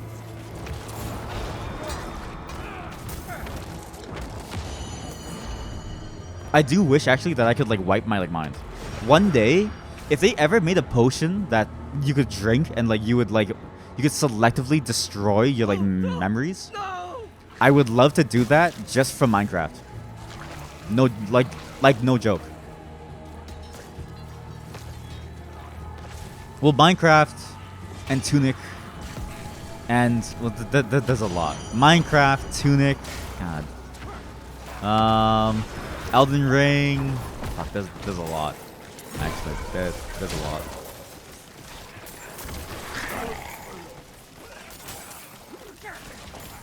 I do massacre enough enemies. Oh. I need more time. I don't know, I'm massacring. I don't know if it's really working though. But I'm massacring. I'm going alright.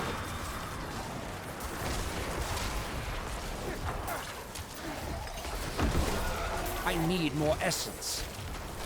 I need more essence. Wait, oh, it's not just massacre. It's like go until the very end. I hate these corpse balls so much. They do so much damage. Oh no! You'd love to go through Final Fantasy VII again. Yes. The remake, right? To be fair, I haven't finished the entire thing yet, apparently. I didn't realize. Or maybe I have. I don't know. See, the thing is that it didn't leave enough of an impression on me for me to remember. So I may play it on stream because the sequel is coming out soon. Right? Or it will come out at some point. Oh no! I mean, there's like a bunch of games that I wish I could like wipe my like memory about. There's like, cause there's so many games where it was like, fuck, you know, like, damn, like you just can't get the experience back. But the first time experience is so good, you know. The Last of Us 2. Gonna replay it again closer to sequel day. Yeah, that's true. Probably should go wait. Oh, you know what? Okay. One game that I really wish I don't. Okay, to be fair, I don't remember much of it because I never beat it. But Final Fantasy 12, I wish I remember nothing about it.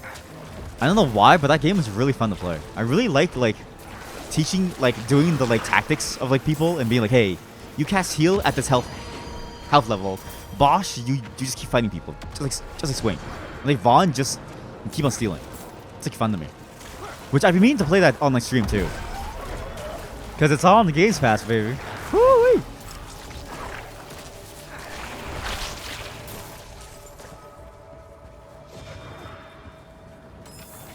What other game would be good to like wipe my memory about? Fuck. There's so many. Tunic for sure. I think Tunic is the one game that I wish I never played like off stream. I wish I did that game after I started streaming so that everybody could see it. Because Tunic, my god, that is... The fact that Stray won the goddamn most innovative indie game or something, that was bullshit to me. That was bullshit. They were robbed. Absolutely robbed. Tunic was like masterclass. Have I played Valkyria Chronicles? No, but I've seen... You guys know the Odd One from TSM? I've seen him play it. So it's like spoiled for me. I don't know why I watched him play it. It was like, because on his YouTube channel, he like had it. I told him subscribe to him. Okay, I'm not even joking. That's the only series I've ever seen from him. It just popped up in my recommendations one day, the first episode, and I couldn't stop watching. So I watched the entire playthrough of his, and I'm like, now I know how this. I think number 3, where it was like, where they were. It was with the girl with like the headband, with like the bandana or something. But yeah, I like know enough about it to where it's like there. Yeah, 1 and 4. It was either of those. I think it was 4. Oh, was it 1? When they first started out in the like war, when they like got their country invaded, that was 1, right? Actually ruined for himself. Yeah, exactly. Okay, no, not ruined, but like the Odd Ones playthrough was actually very entertaining. I highly recommend you watch it, which is why actually, okay, I like long playthroughs of games. It's why my main channel has such long ass playthroughs of games. It's a particular thing that only I like to do. But I know that there's niches of people out there that like it. All 700 of you who watched my last video. Thank you for that. It's why I made it like that. Because I know it appeals to a certain type of person. That's a really fucking good game. Is it? Oh, wait, okay, to be fair, it did look really good. But like, I don't think I would have the patience to like play it. The problem with strategy games is that like, I like to play them in like bite-sized pieces, but I can't play them forever. Like, Final Fantasy Tactics, for instance, the War of the Lions version, I really like that game. It's actually very fun. But my god, I actually fall asleep playing it. Final Fantasy X, I really love that game. I fall asleep the moment that I started. Final Fantasy Tactics Advance, I love that game as a kid. Same with the sequel, I fell asleep every single time I played it. It's Resident Sleeper games. Like, it's actually Resident Sleeper games. But like, I know that they're fun. I just can't play them. I think that's why I like to watch people play them, because they get around the fact that like I don't sleep watching them play, because they make it entertaining. Like, you have to understand, when I'm playing just by myself, I'm not like this.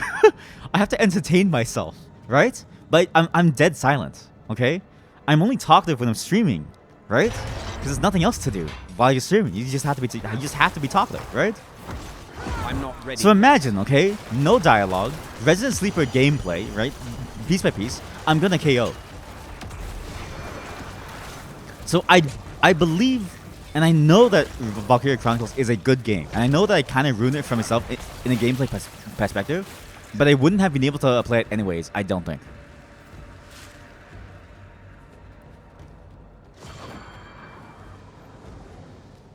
Wait. Okay, so it's not the noise. It's that noise. The first noise is impending doom. The second noise is get your ass undercover or you're dead. That's what that means. There's 2 different noises. Oh god. There's so many games that are like that for me too. That are like really fun to play, but if I play it, I fall asleep.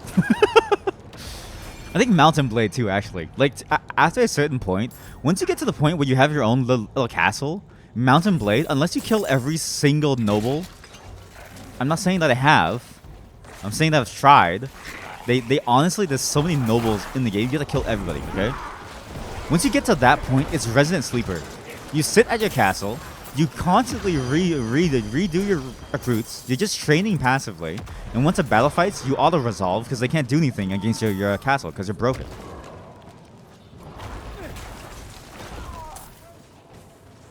I think Mountain Blade is that for me. What else is like that? It's like really good games that are fun to play, but some aspects of it just like make me fall asleep. Trash.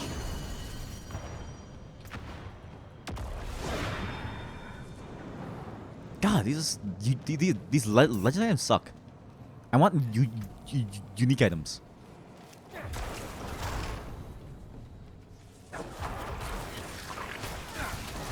Oh no!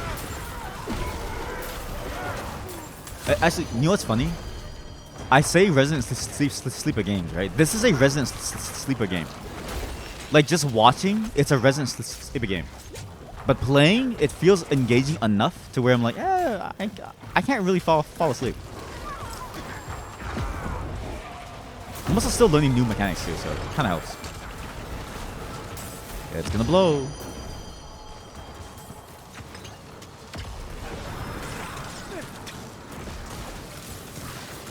Oh fuck!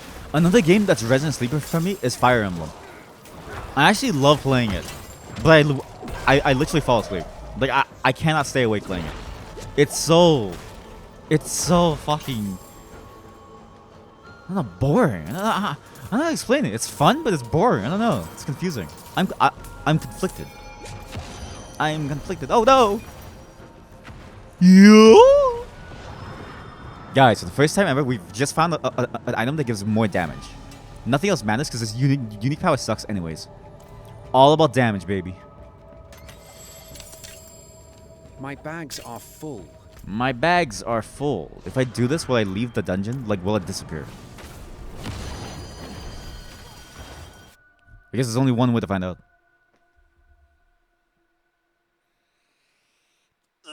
Holy fuck, I've been live for 3 hours? Jesus Christ, I feel like 5 minutes. I need to talk to you. Dude, my thrusty is... It's going overtime. Good shit. Damn, son, where'd you find this? No, seriously, where'd you find this? Put it back where you found it. I'm not ready yet.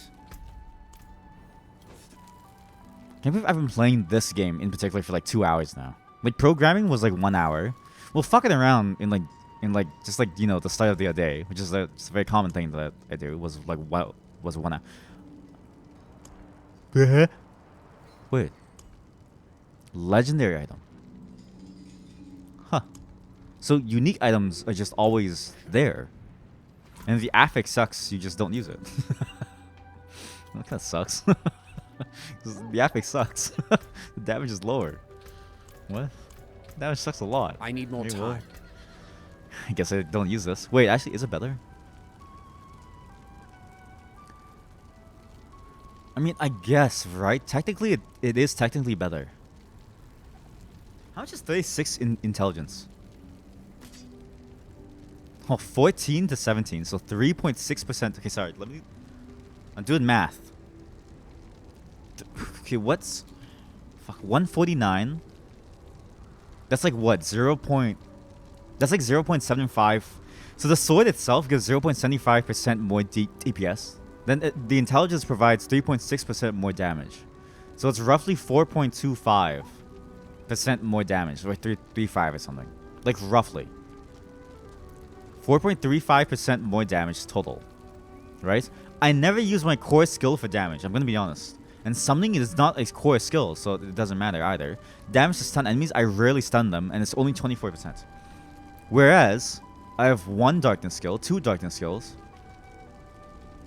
And then this also gives a thing, and my minions, some of them are darkness, like especially the ranged ones.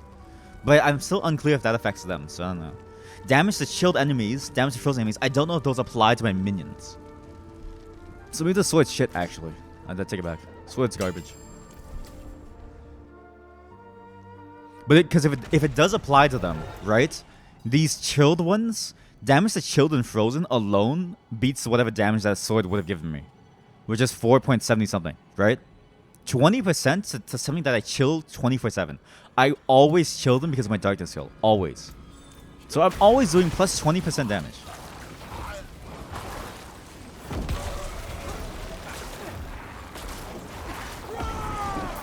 God, I hate math. Like, math is a sin.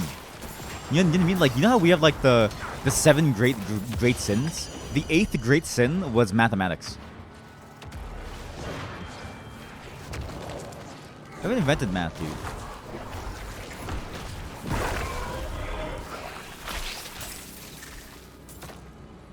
"12 enemies? Oh.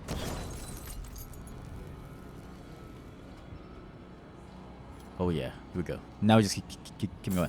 At least we're at the level now where new things are starting to like drop. That's nice. Like more powerful things. We may have a chance at like a better unique too. Ow.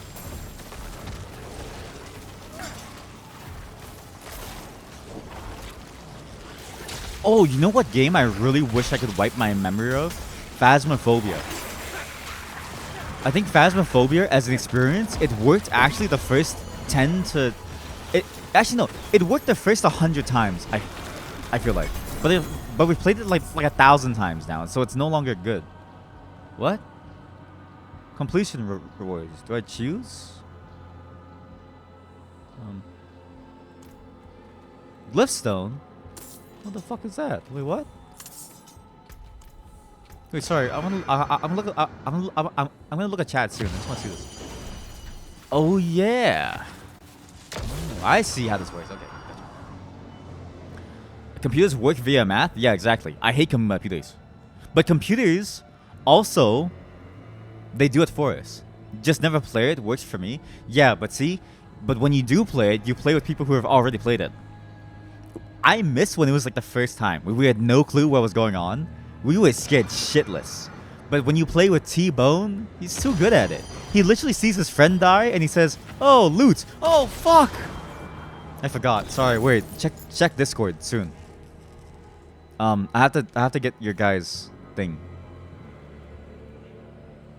Okay, check Discord in like 30 minutes. Well, I don't know if this still works. We'll see. Maybe check Discord soon. Let me see if this like works. Because the highlights of Freaky Friday is like ready to be uploaded onto my live stream sort of highlights channel. But because it involves all of you, I want all of you to be the first ones to see it, and you guys tell me if you want me to get rid of anything. Because I don't want you guys to be blindsided by some representation of you that isn't necessarily what you want. So I'm just gonna send it inside the chat. My bad. It's ready. When I get the okay from all of you... Oh, sorry. I have to add all of you to like a group chat. Sorry, one moment, please. While this lightning beam is trying to kill me in the background.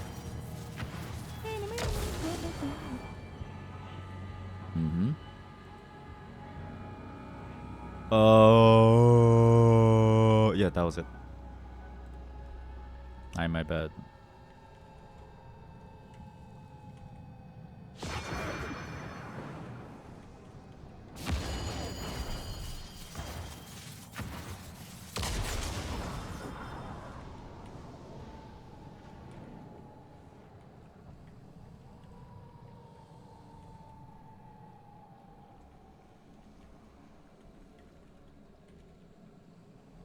It's not fun unless everyone has fun. Okay, there we go. So once y'all check that out, and once y'all say it's okay, then I'm gonna upload that, and well, then I'm gonna make it public and get like a thumbnail and stuff. I'm just lazy. Yeah, do you know how hard it is to clickbait people, guys? It's really hard to clickbait people. Like, no joke. It's hard. It takes time.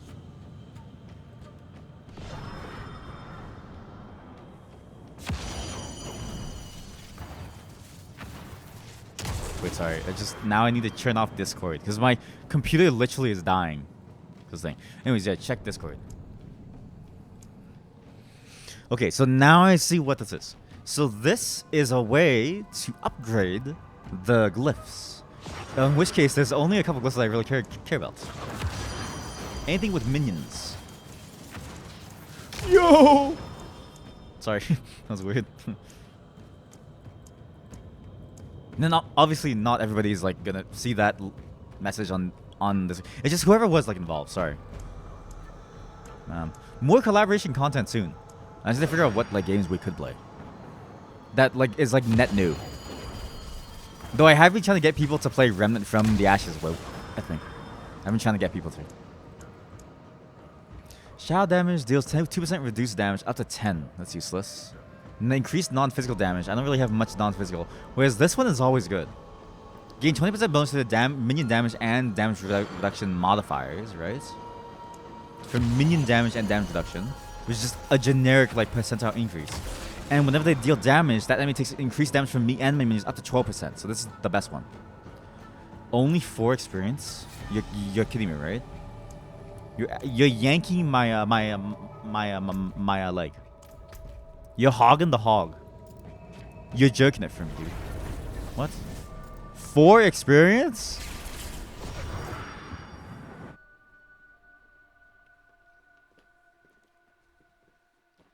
It's gonna take forever to upgrade my like lifts. Each time that bone storm damages an enemy, gain barrier equal to 4% of your base life for 10 seconds. It's garbage.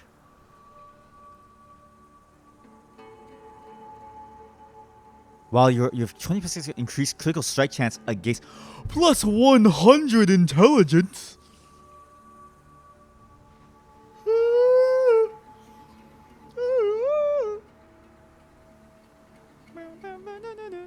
Okay, wait, so 14%. Yeah. What the fuck? Wait, so this gives me 10%.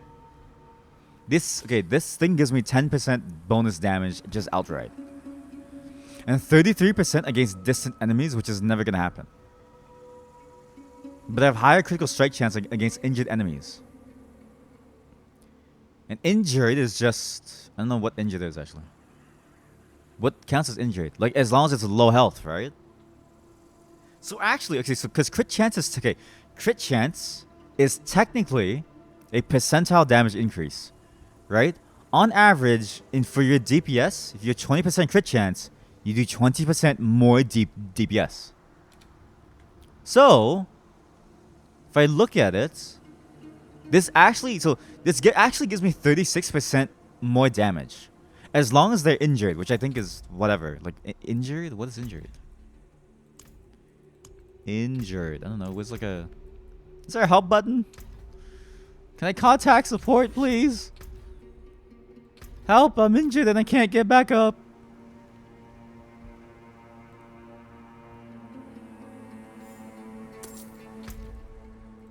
But I think that new weapon is like worth it more. If I'm thinking of it correctly, it should be worth more. Should be. We're gonna do more of these.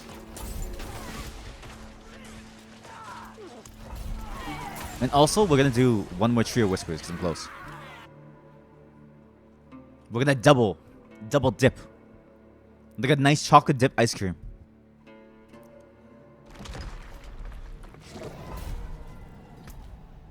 Oh, speaking of, apparently chocolate dip. No one likes chocolate dip anymore. I don't know why. I've been asking people. No one really likes chocolate dip anymore. I'm like, why? It's like the best flavor. Like, chocolate dip is literally just whatever ice cream that you have dipped in chocolate. Like, pretty good. See some steel you need? Apparently, some people just don't like chocolate. I'm like, what? Return soon. It's like, why? It's chocolate. Put those pieces to good use. You still like it? See, okay, at least you still like it. I know a lot of people actually who like, when we were younger, really liked it. Like my wife, and now she doesn't like chocolate dip in it anymore. I think she likes more of not like the floats or the splits, the banana split. If not, she likes the dual flavor, but she likes vanilla more now, which is weird. She used to really like chocolate when we were younger. I used to share chocolate with her a lot. Chocolate ice cream is gross, though. What? What? What do you mean? What do you mean? It's gross. No, it's good. It's delicious. No. That's how I reacted to your statement. Slay the Alderkin? Wait, wasn't Alders like a set in like Dia2? Like a druid set? Ah! Traps. You know what game I really wish I could forget and play again? Resident Evil 4 Remake. That shit was good. I say as I've only uploaded one part of the series. I'm so sorry. I'll upload the rest of them. I'm just very slow at like editing. Like very slow. So damage is on the left side. What the fuck?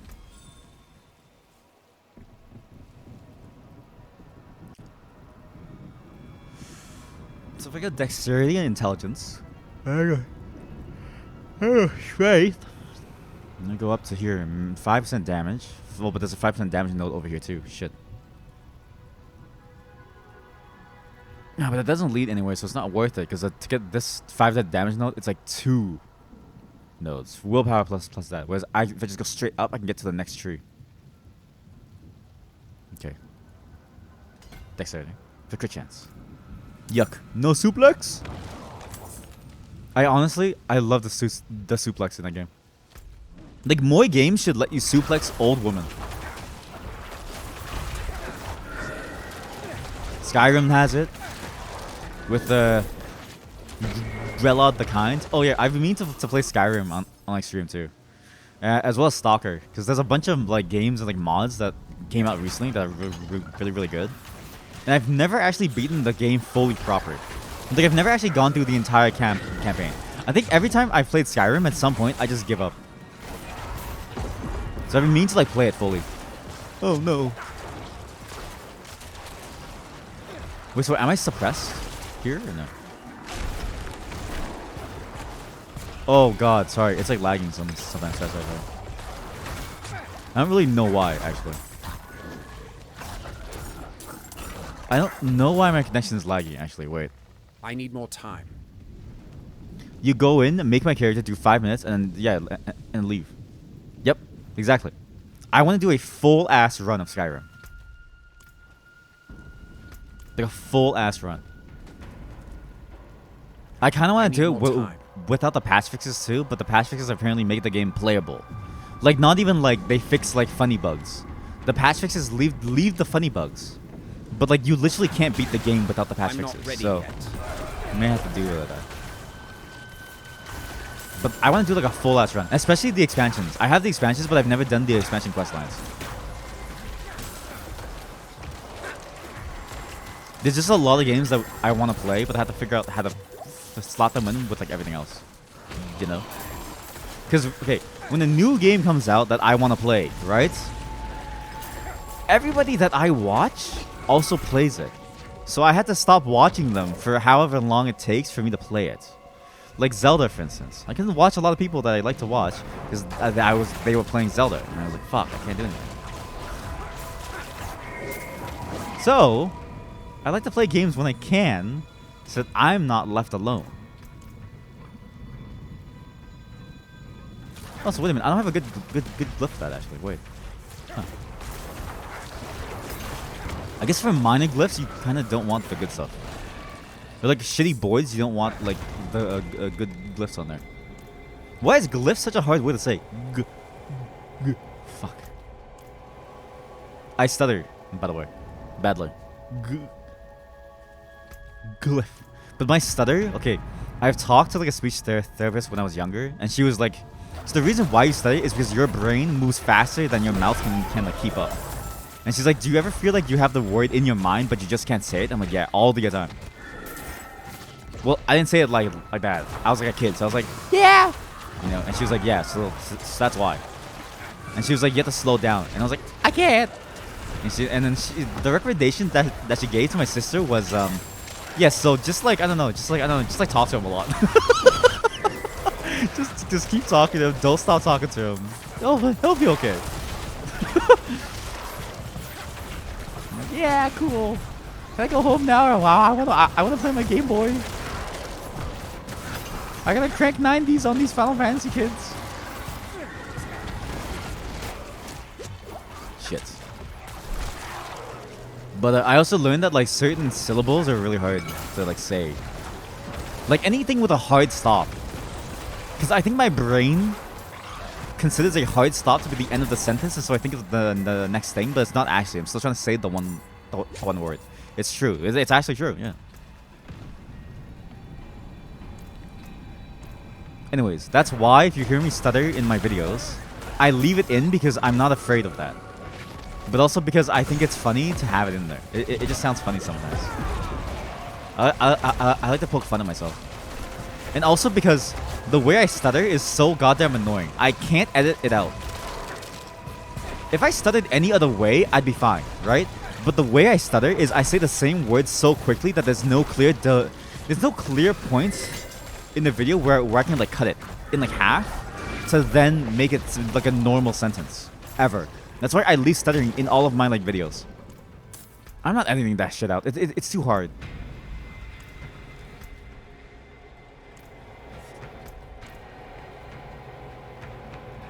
I'm not ready yet. I'm not ready yet. It's not time yet. What is this? Where'd I get that?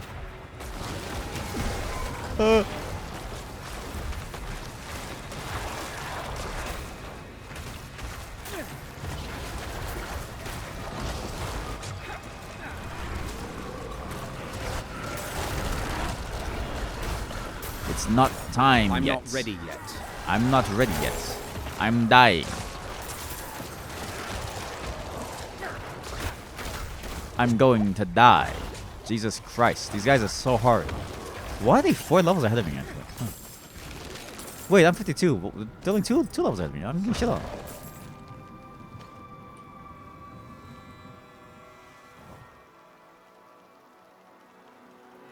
Sorry, just texting someone really quick. A wife, making sure she's okay. Ah! That was a weird scream, sorry. What other games are like... I'm still on the topic of like wiping memory. Because there's a lot of games where I really want to re-experience them again, like fresh, like raw. It's why I like remakes, like the Resident Evil 4 remake, which like actually changes the like game somewhat. Like nothing's actually the exact same. I'm not gonna spoil it any more than like that, but like it does a good job of making the experience new. My God, these guys demolished my skellies. Holy cow! I'm not ready yet.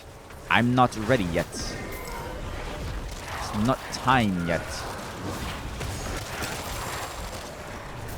Jesus Christ! They're demolishing my skellies. Stop it! Leave them alone! They haven't even reached pension yet. Come on! What the fuck?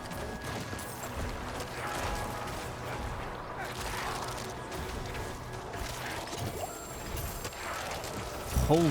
Oh, shit, I didn't realize. Damn it, I forgot that they blow up. If that was hardcore, I would have been so sad. That's why I don't play hardcore. Not because I'm bad, because the game is bad. Minion attack speed. Wait, minion attack speed. What's this? Oh, but I lose that. It's true. Same reason why I like FF7R. Yes, exactly. Same reason why. Because like Final Fantasy 7, it's like the form is fine. I don't really care about the form, but it's like you know what happens. Like the original Final Fantasy 7, like you know who lives and dies. It's kind of hard not to know. But the remake is like a completely different story, which is like it's kind of sick actually. Because you're bad, okay, got it. No, wait, that's a wrong message. No.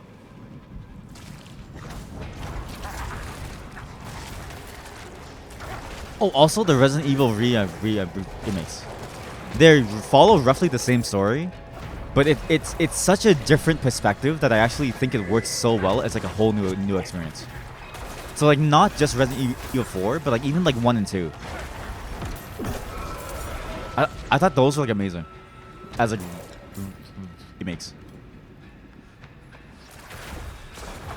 Not that I'll play them, mind you. I'm gonna get shitless. I hate when things chase me. Reminds me of those times in the woods, alone. Those noises. Oh!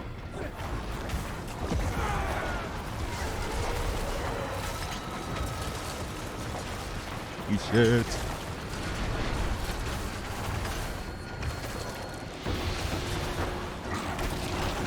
Weird worms. She's dead. Well, that was a fast kill. Oh no, she's alive. Okay, now she's dead. Get shit on.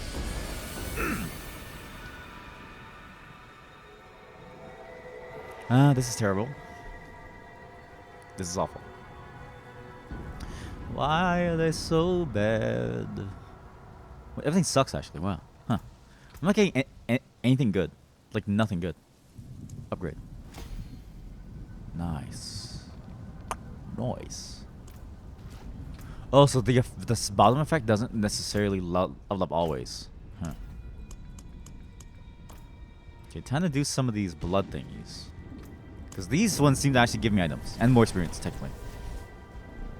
And these dungeons are also hard. And I don't like difficulty. I've also been on the lookout for new games to play. So if you ever have any suggestions, please do drop them as well. I don't care how new or how old they are, I will play them. But Friday is already a taken slot where playing Cat Goes Fishing. Plus a couple others. Hey, this ain't Kiovashad. This is Menestad. How come not every town doesn't have like a chest? This feels like a weird choice.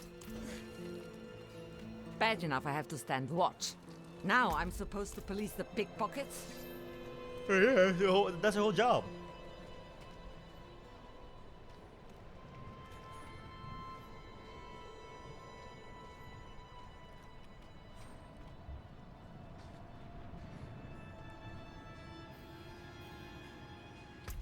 Okay, what the? Okay, I think these blinking things are like Easter eggs.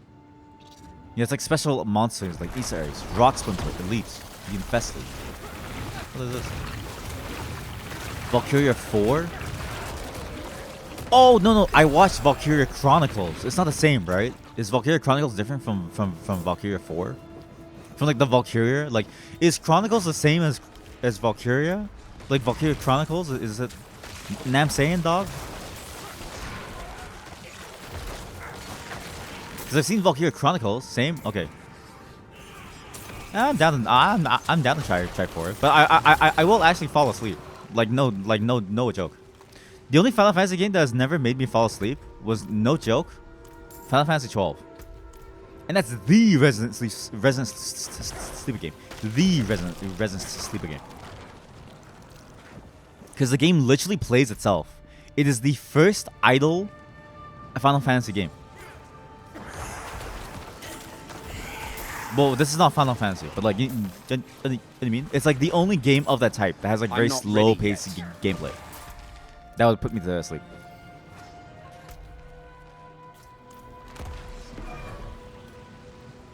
So I am worried about that, because I will fall asleep. I have been trying to find more bombastic games, actually. Oh, actually, no, I do have VR games planned. Like a bunch of VR streams planned. Because VR is so fucking fun. Holy shit. I love VR. Like, every time I play VR, I'm always disappointed that there's not more games. Because it really is fun. It feels like a whole new dimension of, like, gameplay. God. I just love when I can, like, stab someone. You know, just bring the life out of the neck. It's so fun.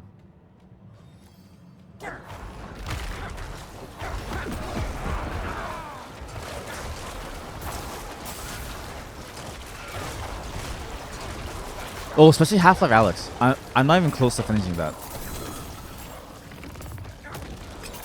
I have no clue what like happens here. I've successfully avoided spoilers for that game for like years. And I was like, if we're gonna play it, I might as well stream it. Because that game is also so far amazing. I've only gotten to the point right before, like, not gonna lie, that felt kind of, really? No way, dude. That game was amazing. You just don't feel it. It's also because when I played it for all of us on like this Discord, it was just the tutorial section. Like we hadn't even gotten to the main gameplay parts yet. The main gameplay part was apparently like right after where I stopped. It's like everything up until that point is to just get you acquainted with the game.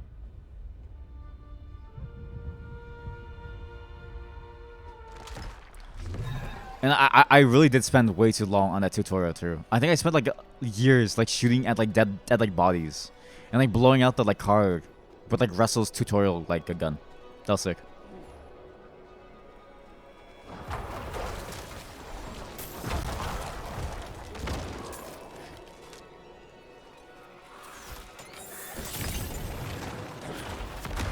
I have high hopes for that game. Plus, there's also mods for that game. I just found this out. You can play all of Metal Gear Solid's first parts of the campaign in it. Like, no joke. It's either that or Boneworks, actually. But there's also like a Hitman contracts kind of like deal in Half-Life Alyx's custom mode as well, where you play as like a hitman or something. It's sick. There's like a horror game. There's like a different game. There's like a bunch of different games actually that people made. So I also want to try those as well, but after the full game. It's just hard to plan VR time. So I basically wake up and I stream and then I fall asleep. So it's kind of hard to plan like a good time to like go and like do it. Cause I still need to edit stuff too. Lich Wand! It's garbage.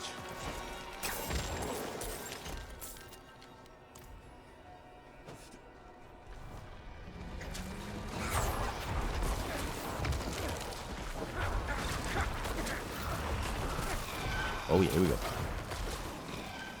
Oh yeah, my kill speed is disgusting now. Okay, now I feel like my kill speed's good. As long as I'm not in a nightmare dungeon, my kill speed's fine. In a nightmare dungeon, I get rocked.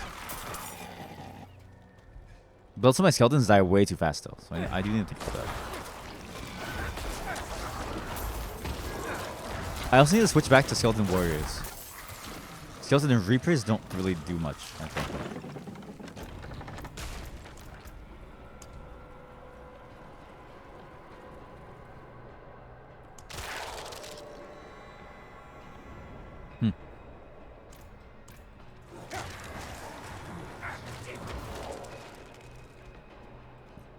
Because I don't know if that heavy attack on the Reaper actually does much. I've been keeping track of the numbers and it feels slower than what I had with just the Warriors. Like these guys DPS so much that it's like the 30% damage increase of just being them seems way better.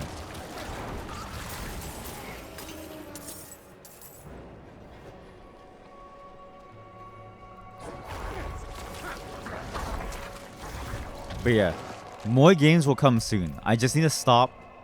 I need to stop playing these like very addicting sort of like long-term games. I need to stop. I need to get this out of my system, and then I'll go back to actual series of the games. I just need to do this.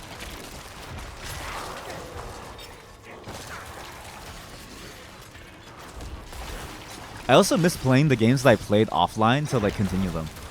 Like Darkwood and like stuff. It's really hard to play that on like stream. Like really hard. So I like to get immersed in that shit. It's why the main channel exists for games that I literally don't play on stream, because I get really immersed into it. But next time I'll try Crosscode live. I tried one episode of it and I was stuck in the puzzle for 3 hours though. So I don't really know if you guys want to watch. Please turn back. We have tracked the undead to these woods. They attacked the camp a few nights ago. They attacked our camp a few nights ago. I awoke to the cries of other loggers being dragged away into the night. Being dragged away. We followed the blood and limbs back here. I can hear the screams of the unlucky ones still alive. I can't leave them. But I doubt I'll make it out of these woods. Dalma. What did he just stop? He stopped on the wood. Elma. What? Finish your sentence, brother, please.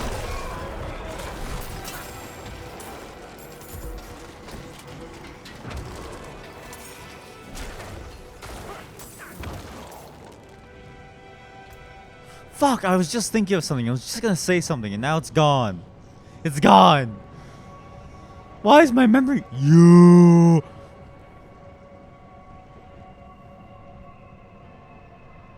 Wait a minute. Is that better? Oh. Is that better? Not really. Because I lose a crit chance. I could put a crit chance onto it though. It's not too bad. I was just about to say something about the game that I wanted to play. Maybe if I walk back here, all my memory will like spark again. No, my brain cells like that anyways.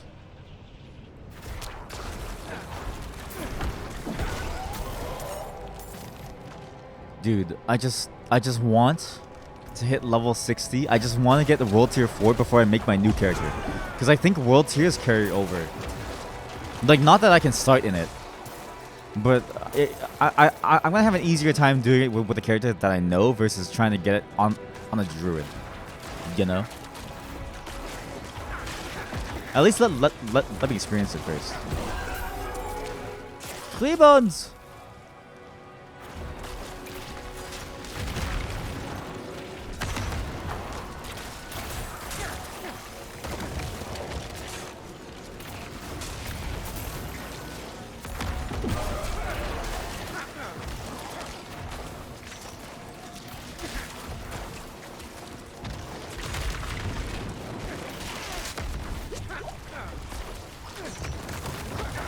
Oh god. Gravebone Warrior Archer! Kill him!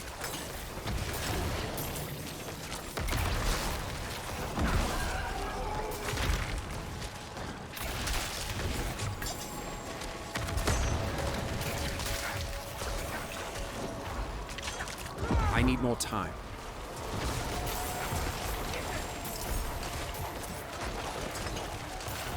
Oh yeah, here we go. Conjuration wand is one-handed. Maybe a shield would be good then. I don't know. Try it. Nope. Not even close. I don't even think a focus could make it good. Unlock. So now I can slot this in. But nothing, don't slot in anything good. You have 5 intelligence purchase, you gain 5% increased damage. So I'm gonna get like what? But what's the range actually?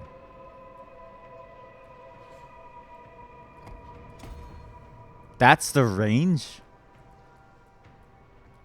This is garbage.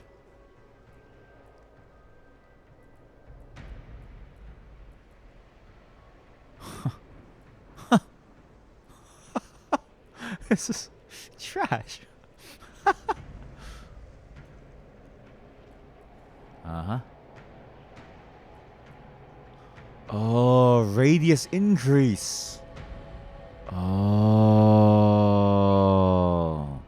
That's how it works. Okay, so that's how you get bonus range. That's how you okay, that's how you make it. Okay, okay. I get it. I get it. I know what's up. I'm not ready yet. There's a loading zone here. Why? The monster's over there. What? What? I'm not ready yet.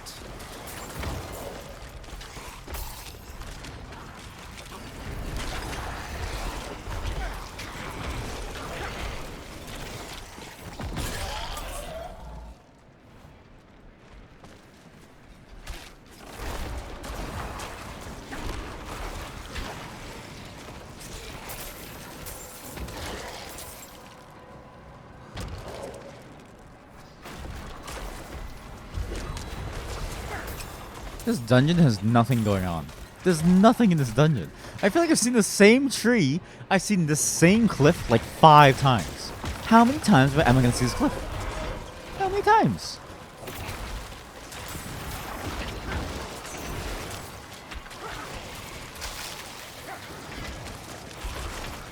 Oh yeah, stream days are changing too. Actually, I forgot to mention that.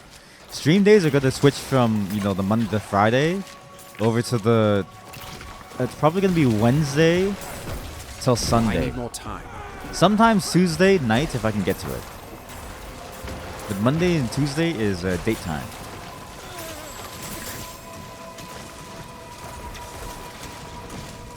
So we're going to see more weekend streams, which is going to be a bit more unhinged because, to be honest, it gets real loud where I am.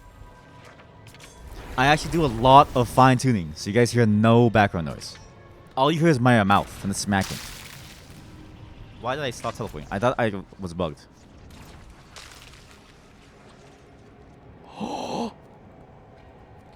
Change of plans. Okay, if I can do this dungeon fast, we can do the world boss. Because that world boss is also tied to like a whisper. Begins in 25 minutes. Yo, we're about to go crazy. Good thing I checked the map, Jesus. You there. I need to talk to you. You there. I need to talk to you. Please. I was gonna go get food actually, but now that I know that thing is gonna start, we have to go. I cannot do that here. I cannot do that here. So 25 minutes and 6 seconds. Wait, this is a weekly world boss quest? Wait, no. Yeah, weekly bonus worlds. Holy shit. Oh my god. Okay. As long as I keep it marked, I shouldn't forget it. But if there's a stronghold, I have to do that too, so I have to be careful. Not to waste too much time in this silly little thing. You silly Billy. Drink a potion. I didn't drink it. I put it back. Why? That elixir is disgusting strong. Wow, what? Why did I sit? Get off the chair!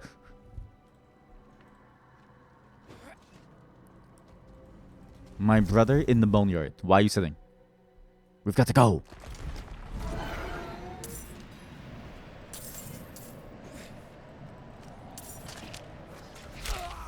Where is the free bone?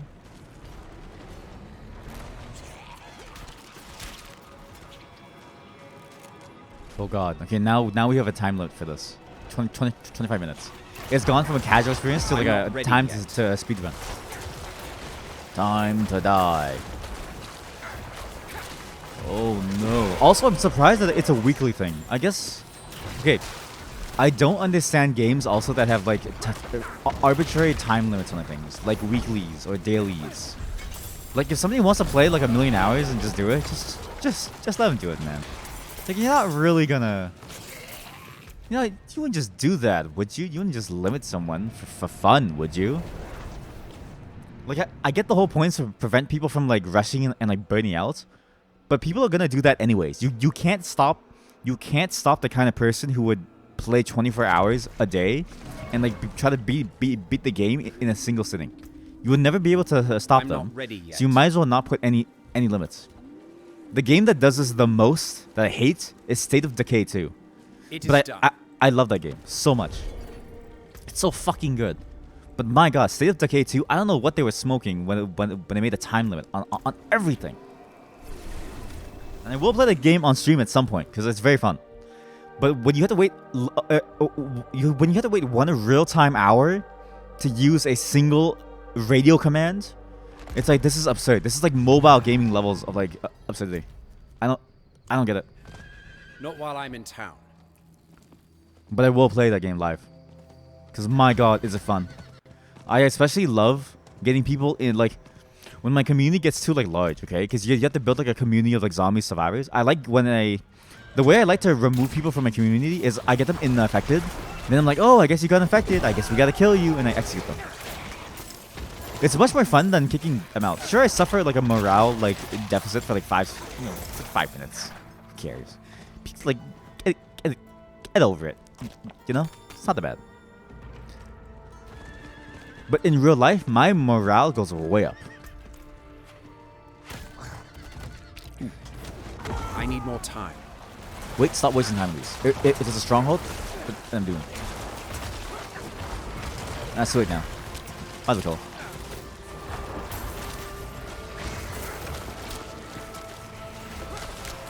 I'm not ready yet. Please kill him. Thank God. Again, I really wish as a minion player, I had a way to tell my people to like focus like one dude. Like one guy. Just blast them. The pilot glade spiders. Oh, Altar of Lilith. Avarice, the gold cursed. Oh, there's nothing up here. This is a scam. What? What's the point of this rooftop? Hello?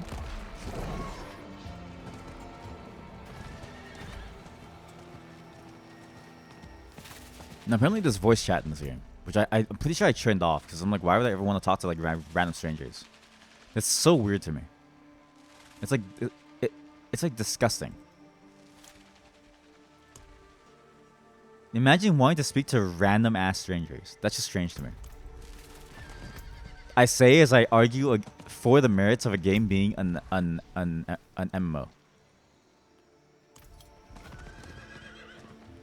Wait, this is disgusting. You're always gonna be at full health as a blood necro too.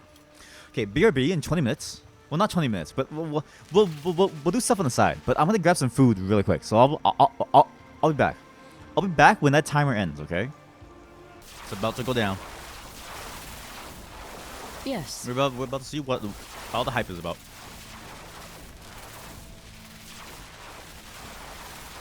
If I die, I'm gonna be very sad.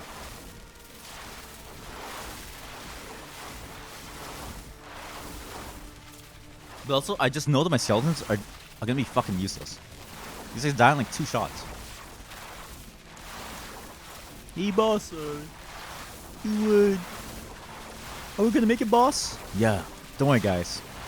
Just keep looking at the river, okay?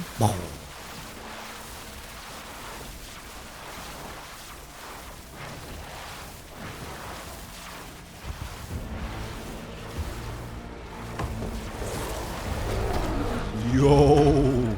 I'm not ready yet. Holy shit, that was close.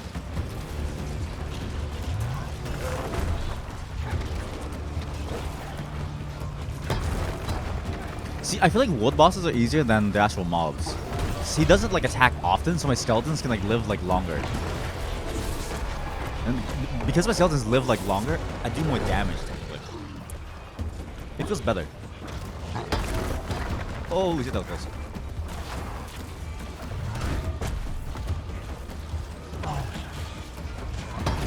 Aw, I thought he was aiming left.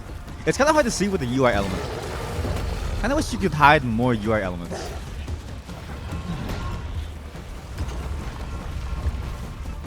It seems kinda silly.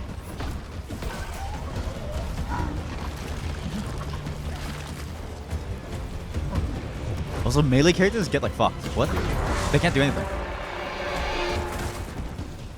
Oh no, Goofy died. Shit. What's Donald Duck gonna do?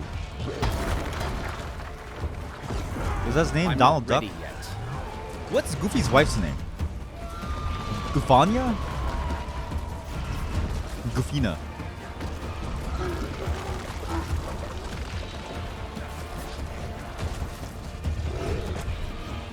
Also, I shouldn't be saying anything because I'm literally attacking from like a million miles away. This like boss literally can't like reach me.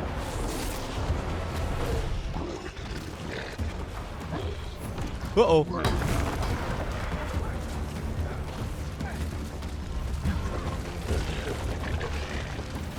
Walk away from the goo.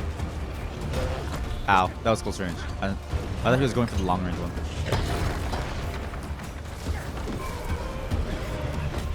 Two bars down.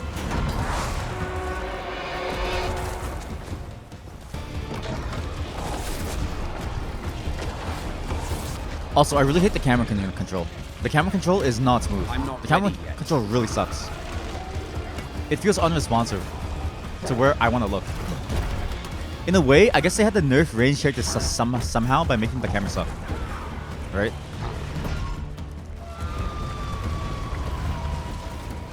Otherwise, it just wouldn't work. Like, melee characters get like fucked constantly.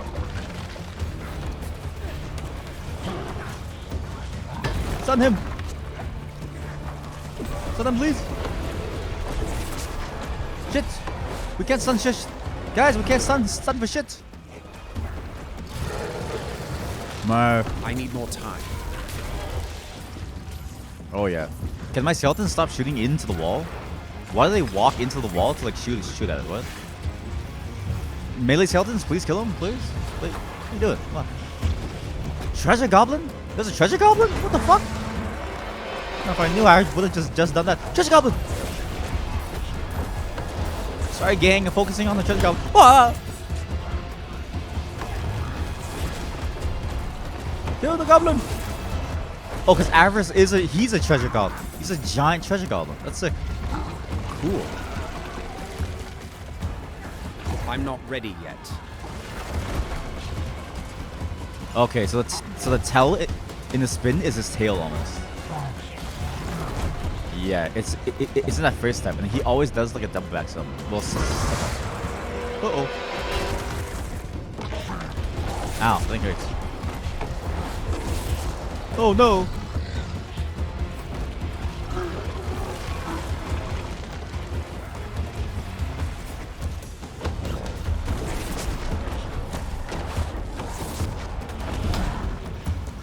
Gustus Blue.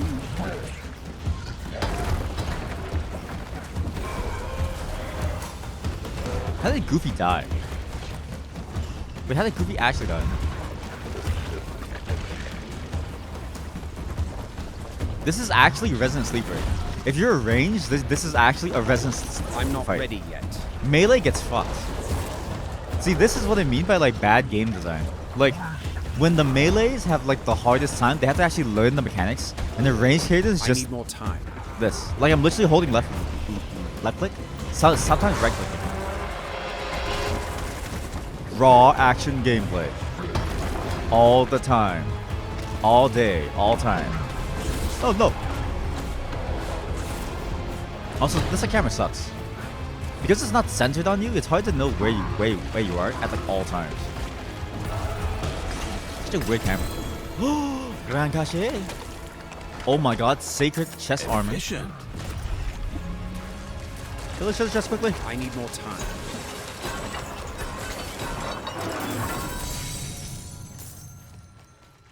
Yo. Well done. I appreciate that. Nope. Farewell. That's it. Impressive. So that's still boss. We waited 20 minutes for that, by the way. 20 minutes. 2-0.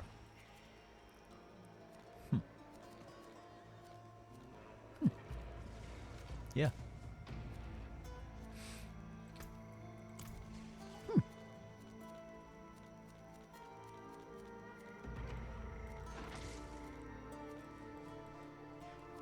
My mother always used to say, if you've nothing good to say, don't say it at all.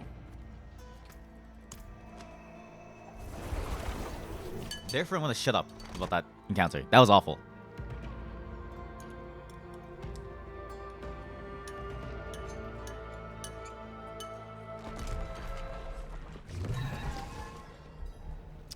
Wow.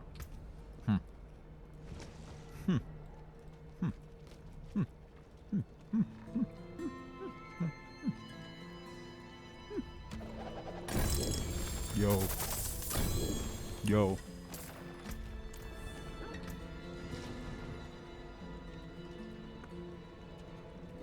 It's all the same. It's all the same effect. My brother in Christ, it's all the same effect.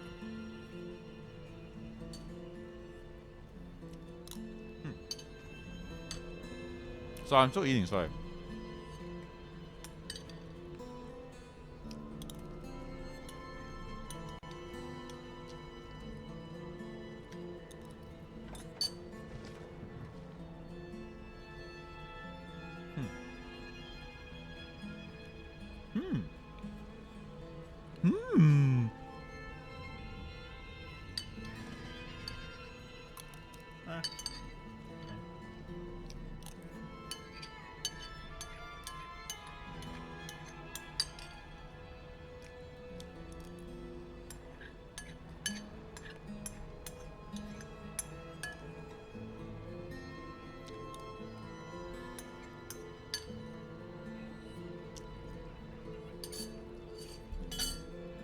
Okay, BRB, let me wash my hands and I'll get my full thoughts. You could have told me. You could have said that that fight was bugged and I would have believed you. That's how bad that fight was. It was so boring. I feel like it's because I don't have a need to like go close, and so therefore I'm never in like danger. But that was awful. That was garbage. Holy cow, that was awful. Like that, there was nothing happening. What was that?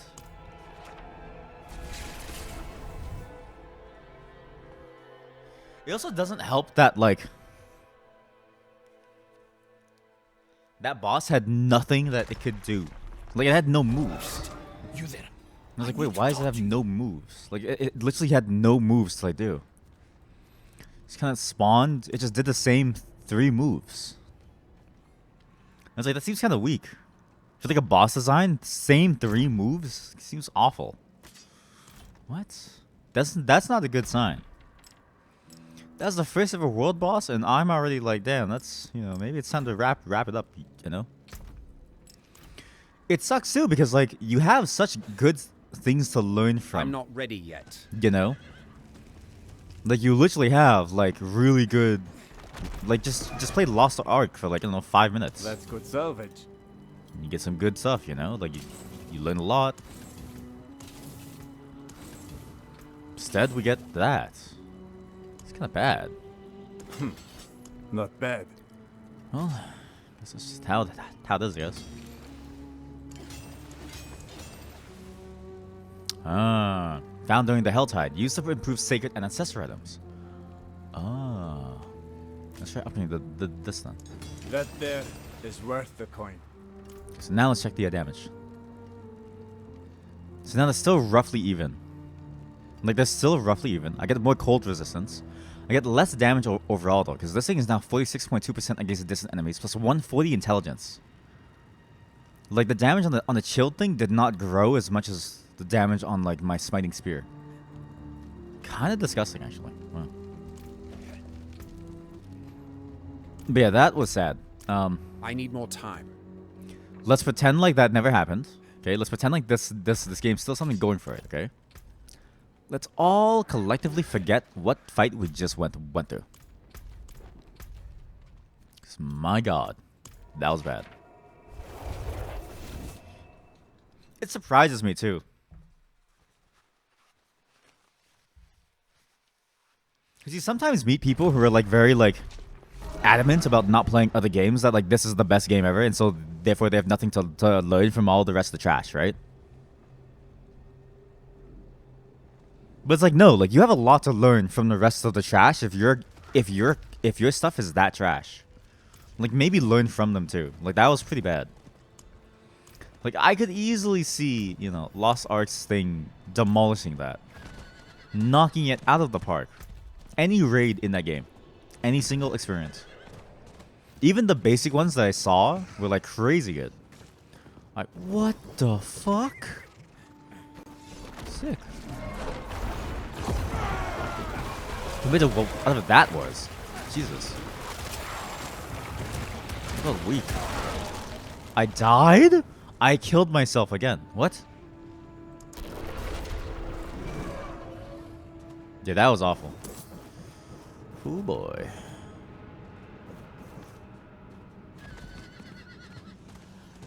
So what is this one?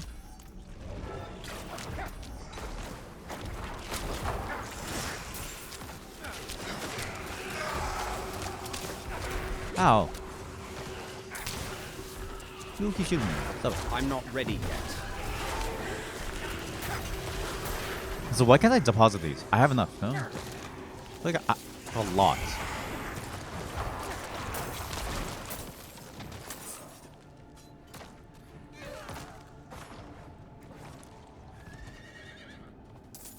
Wait, I actually can't deposit it. Huh. I'm curious to see what the other world bosses are like, or if they get harder in the world tiers. Because if that's like the limit, right, in terms of like complexity, I worry greatly about the longevity of the early parts of this game. I need more time. To be fair, it did just release, right? And Lost Ark has had what time and like back in Korea to like basically cook as well, right? So they've gone through a lot of iteration time over what's good and what's like bad. So, you know, I can't exactly say like, oh, this game is necessarily worse considering it just started. But again, they've had time to look at the competition and be like, okay, what things can we take? Because you can't necessarily patent like a game idea. I'm not ready Like yet. they're not in any legal trouble. If they took the good parts, I'm pretty sure no one would mind if they took the good parts. Instead, you just get this. That was a really bad boss fight. Maybe one day. One day they'll have like proper rating too. It also doesn't help that my class in particular is like the Resident Sleeper class. I literally didn't have to do anything. It was kind of what I wanted, but at the same time, that was like bad. It's like a bit more activity needed to, you know, play like a thingy-mabob. A necromancer would be nice. That was actually like 0 activity. Nuts.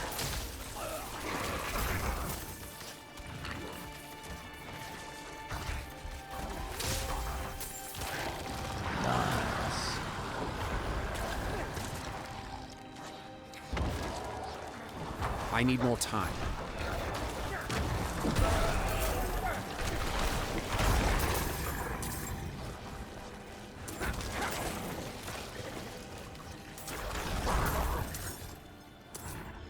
Ah, there you are. The champion. And it's the elite. We're finally done this. Level 53, holy cow. I'm not ready yet.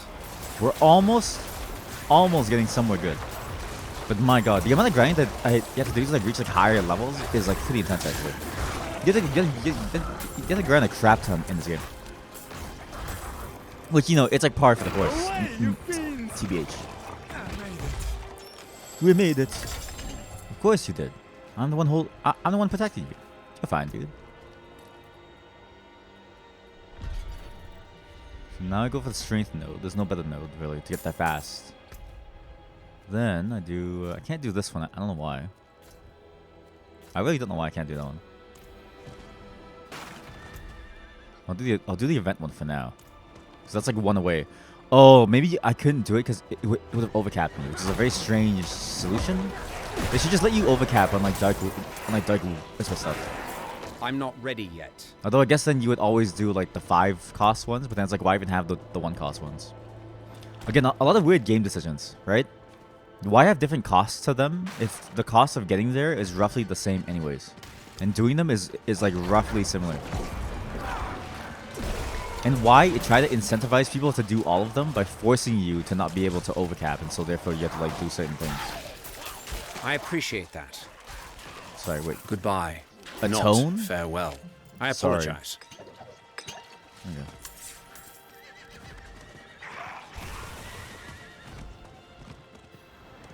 I need more time. I need more time.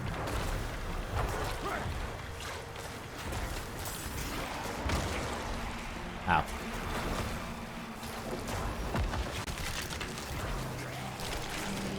No, he's trapped again.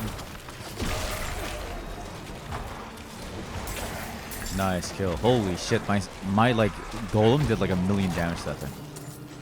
What the?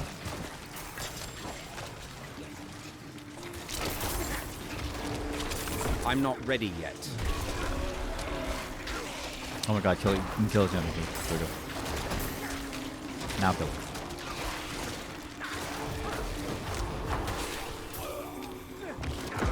I need more time. Holy shit, my damage increased a lot actually. Just upgrading gear like really helps a lot, I think. Just enough upgrades really helps a lot, I think. Oh, sacred unique helm. Ta-da!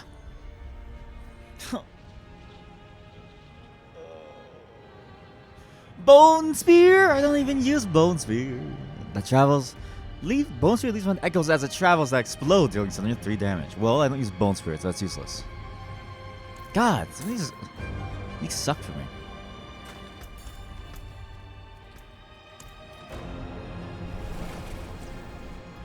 You know, if I can't get to World Tier 4, I may just start like a druid, actually. Maybe more interesting anyways to like try out the like class. But let's see how much experience now I like get. Because I'm assuming the experience amount that I get gets lower and lower and lower. I cannot do that here.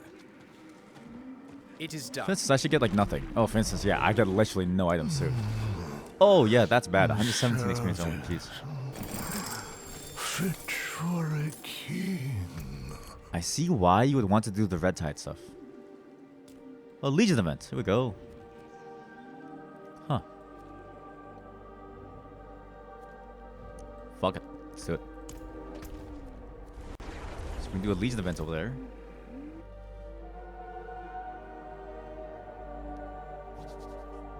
Because I've been meaning to try out the druid. And I do want to see how the new, like what happens when you complete the campaign. You literally get to skip to the very end, which would be nice.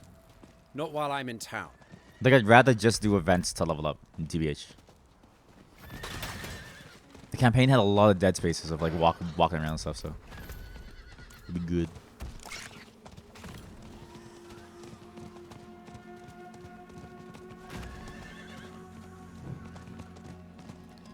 Another champion. Might as well kill him. Okay. Nothing else to do. I'm not ready yet.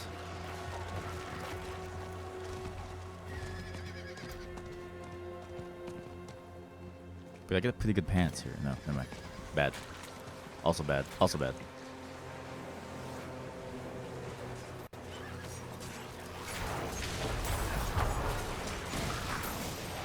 Wait, isn't there like a campfire? Here we go. Stoke that. Guys, stoke it.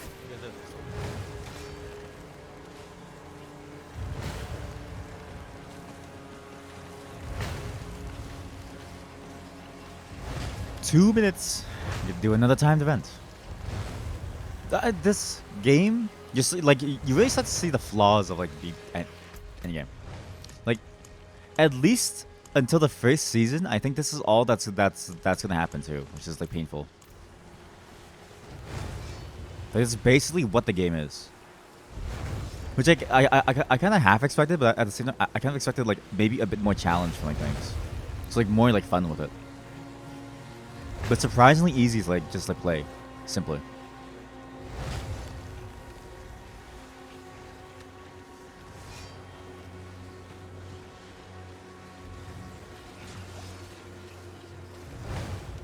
It's my turn to stoke the campfire. Mom says my turn. Greetings. Shut up.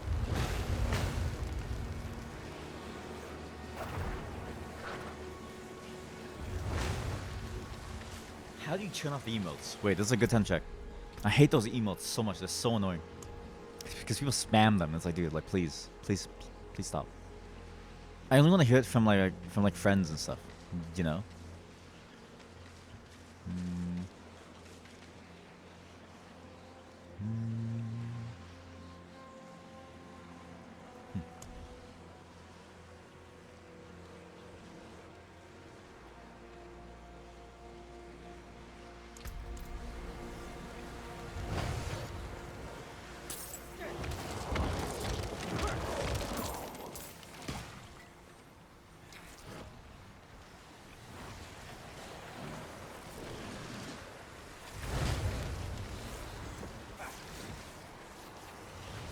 Let me suck you. Come back here.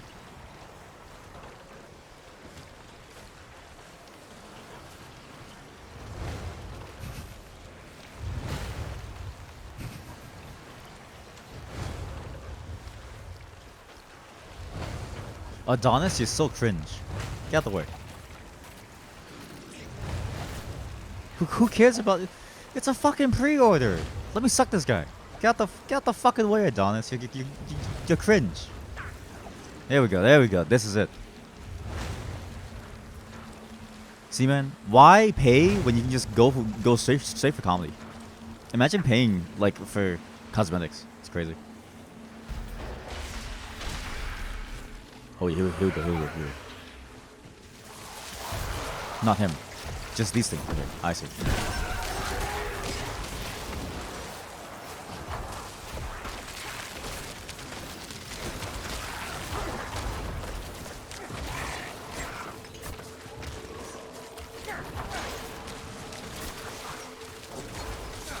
Kill the champion.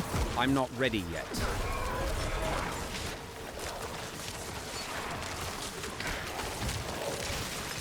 But I may try a druid after this, because I am gonna go soon.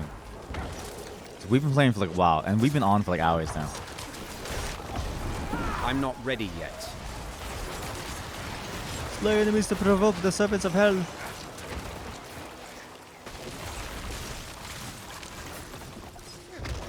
This does not give much experience, actually, huh? Okay.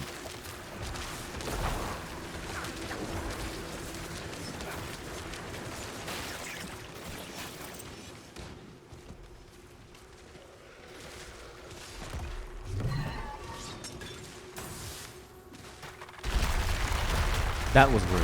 So buggy. What the? I'm not ready yet.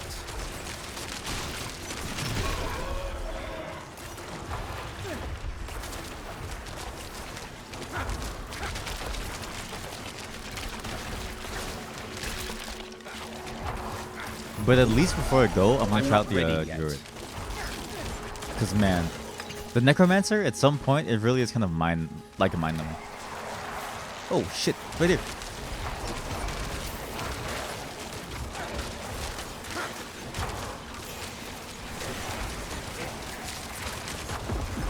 I'm not ready yet.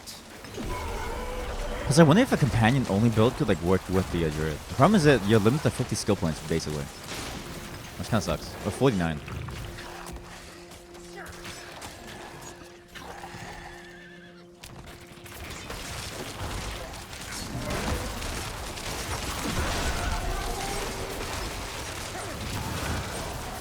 Oh yeah. Oh yeah. There we go.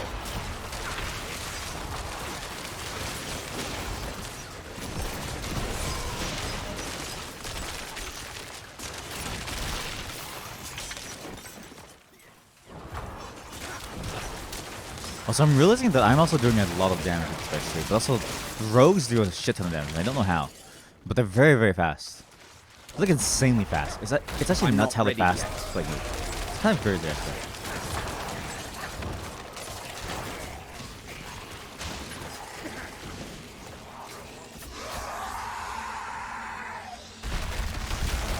I'm also curious, like, how efficient this is for experience. I'm not ready yet. Because what a single, whatchamacallit, Nightmare Dungeon gives a decent amount, right? The World, or the Whispers of whatever Doom, gives us very weak amount now. Stop sucking me. I need more time. So does this actually give like more? Hopefully. Why is that guy focusing? My skeleton. Stop it. Guys, the boss is over here. Over here. Come on. He's avoidable.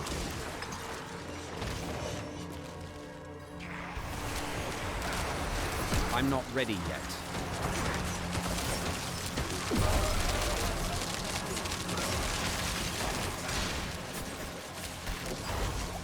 Oh.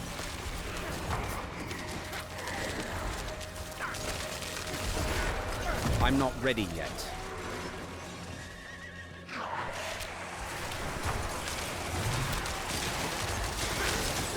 Holy shit, this guy's a monster.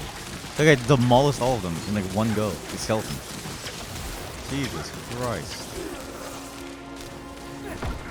I'm not ready yet. Another paragon point. 5% damage right away.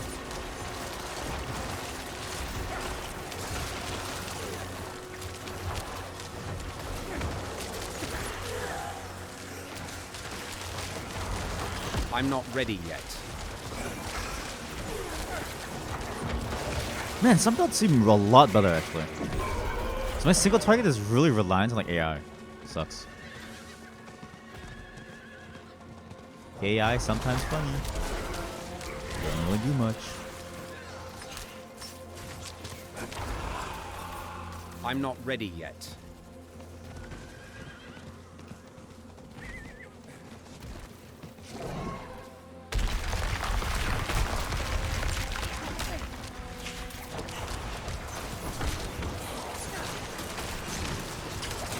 Oh my god, bone balls. Boner.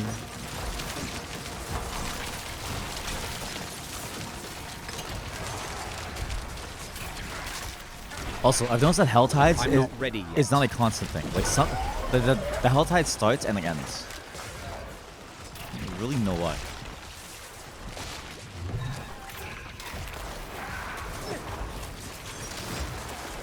And it's like it doesn't seem to appear again for like a while. So maybe I should focus on like Hell Tides. Is this end game yet? Swishy stuff? Yes, it is end game. This is all there is to end game. Where's the overlay?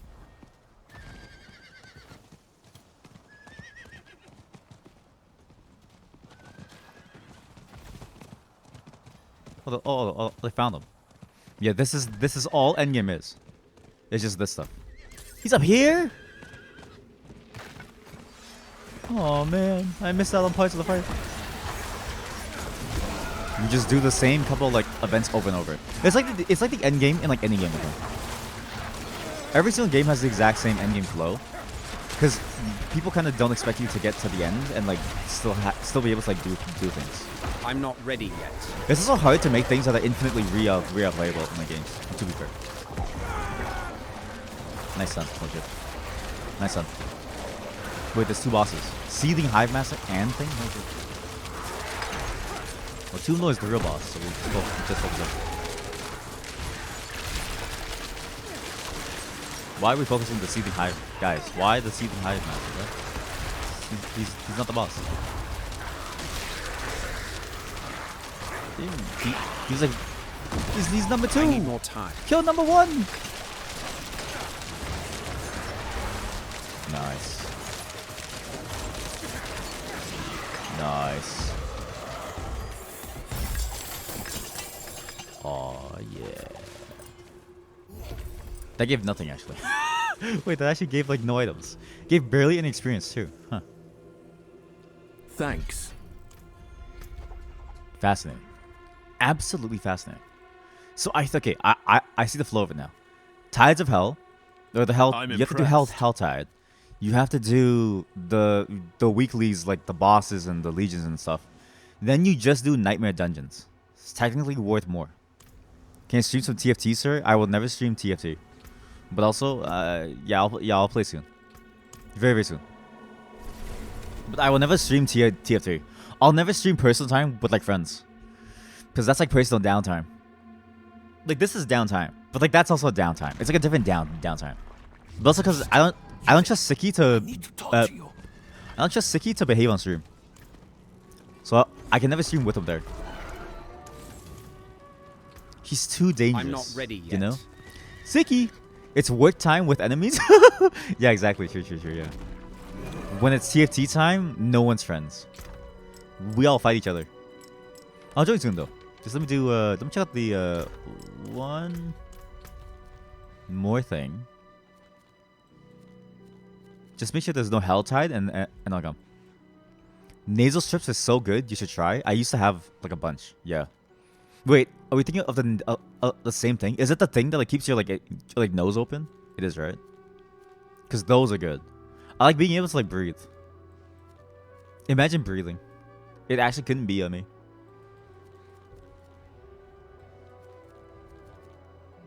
I can do that one actually. Well, maybe. Just use ear. The what? Shadow Plunge? What? Couldn't be me to breathe. Yeah, exactly. Imagine breathing. I needed them for like a while actually. Because at like nighttime, I actually like... It's not that I stop breathing, it's that my nose doesn't work. When I lie down, my like nose literally doesn't work.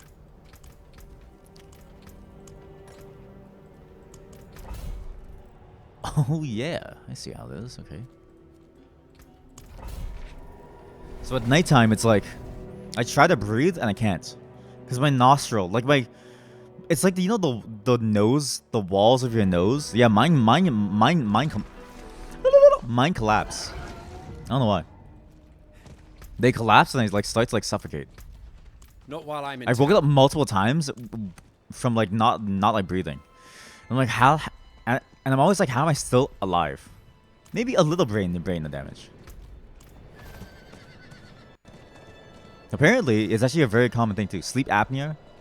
But mine's because of my nose. This place is overrun.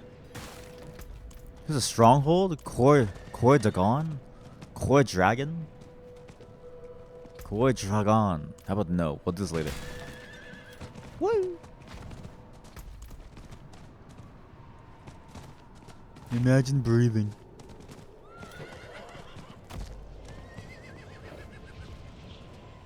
It's funny because my fuckboy TomTom, he always says like, imagine X, right? It's like, oh, imagine having a family. It's like, what? I'm pretty sure he's the one who started it and it wasn't me. I'm pretty sure, okay? My friends always say I start things. No, I don't start phrases. And also, like, everyone's a fully grown adult. You guys should be able to to stop yourselves from saying, you know, we have the meats. It's not my fault that it's a fun sentence. We have the meats.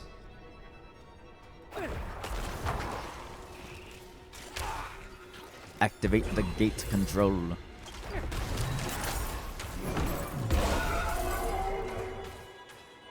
I haven't mean to try like a vampire build too. Just kind of like, it just feels so like thing.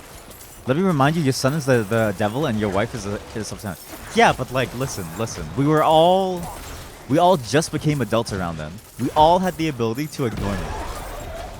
But you can't lie, that was the funniest thing ever.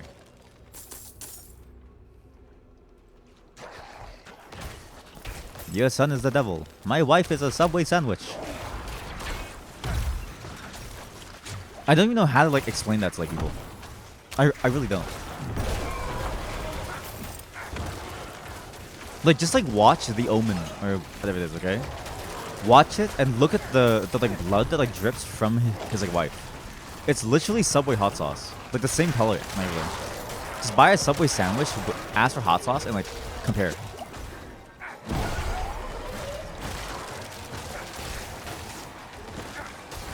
I guess I have no problem with it. I've been doing this for like years. Kill him! Kill him now! See, now this is engaging. Now I feel awake again, you know? No more Resident Sleeper. This is Resident Evil. That was lame, sorry. Yeah, I can't lie. So what? See? You're best. That's how. It is. I can't believe I bought something. See, you see it. Yeah, you like we get the sandwich after, and it had the exact same hot sauce. I'm telling you, it's the exact same hot sauce. Honestly, if I was an actor and they asked me, so what kind of fake like blood do you want? I too would choose the Subway hot sauce. It tastes pretty good too. Their like hot sauce is like weirdly delicious. Like in terms of hot sauce, I would rate Subway hot sauce like near the top. I think they have one of the best hot sauces. It's like them and then Popeyes maybe. Yeah. It's no wait. Jollibee's. It's Jollibee's hot spice, like the hot powder. Subway's hot sauce, and then Popeyes hot like sauce spicy seasoning like mix. That's my top 3 hot sauces. Sriracha is only good if you apply salt to it.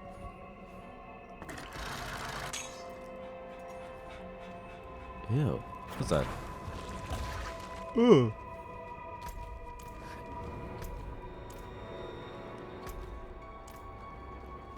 Well, that was just one gate control. Oh, holy cow. Oh, actually, another really good hot sauce is this chicken place near me. They make crazy Nashville hot chicken sandwiches. It's absurd. I was like, yo, really good stuff. I don't know. The only thing I know about Nashville is that they have crazy good hot chicken. That's it. I don't even think they're like known for anything else. I don't even know where Nashville is. That's how like inconsequential Nashville is. But their hot chicken, bussin'. Actually bussin'. I guess a really hot sauce if you want to crack open the bottle. No. I like my butthole inside my body, please. I prefer my anus unruptured. Yes, thank you.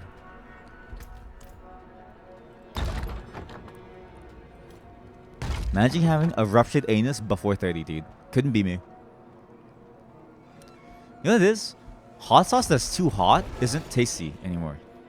But some hot sauce doesn't even taste good. It's just hot. Like you want like, oh! I'm not ready yet. You want like the right flavor profile. It has to have like, you know, a kick, but it can't be only a kick. It has to have flavor too. That's a mark of a good hot sauce. The problem I think that now is that a lot of people try to make hot sauces as like just hot sauce. Like just hot AF. And so, I don't know if that's okay. Skeletons, guys, please walk inside, please.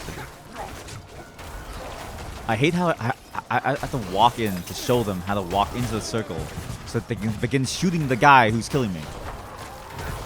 Kill him. But yeah, there was like well, there still is a huge trend of like hot sauces that are made just to blow out your like asshole. And I'm like, like, is it really good? Like, it has to taste good, you know?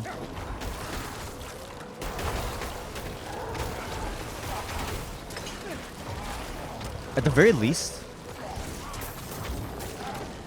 we now understand that there are two kinds of people, right? There are people who eat for the experience of like eating, right? They don't care about the taste, right? Well, three kinds of people. People who eat for the experience of like eating. They don't care about the taste. They just care about the like feel. That's weird, okay? There's people who eat just to sustain themselves. They can eat the same thing every day and they'd be fine. That's okay, because that's me with the spaghetti. Then you have people who eat for flavor. They are the people carrying us in society. They're the ones taking us to Flavor Town. Bam!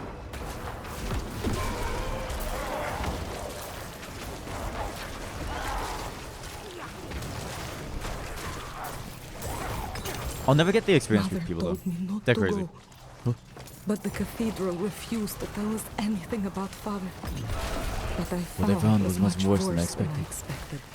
The knights penitent died roaming the halls of monstrosities. I watched them for days until I found one that had my father's limb. I approached and pleaded with him to come home.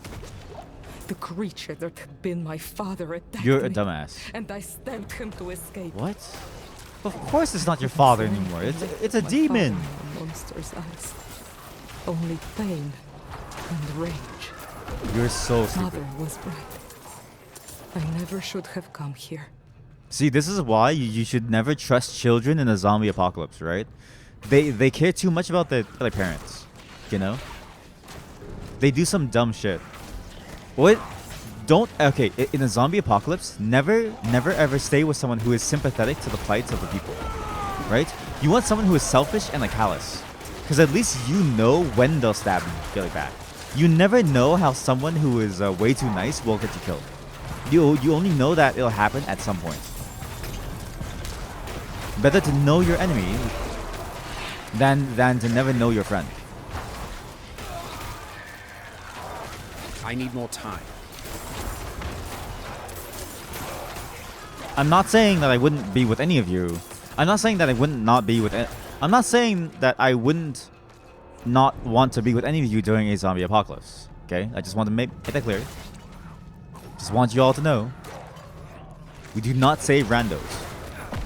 And if you see someone who you knew, but they're now a zombie, they're dead. Just like leave them. We are not farming them.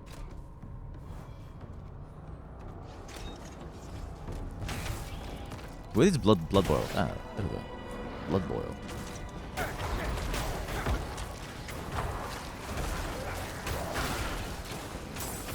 Oh, also, I don't like streaming TFT because TFT is the time when I like edit things. Actually, it's like the one time when I upload and like edit videos.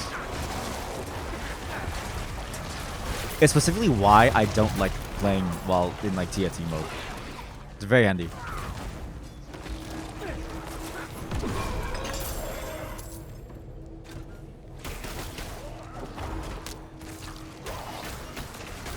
I need more time. Wait, that's pretty good actually, no?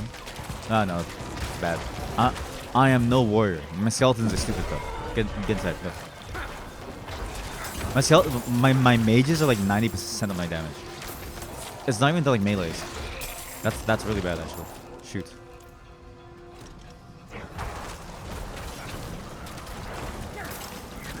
You're saying you want your chances to survive to be extremely high. No, not extremely high.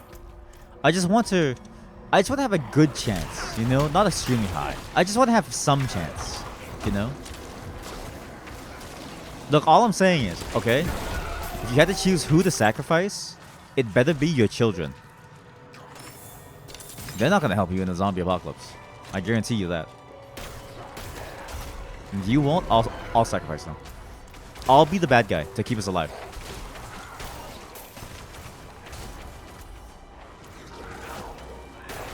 I need the blood boils. I need more time. I need more time.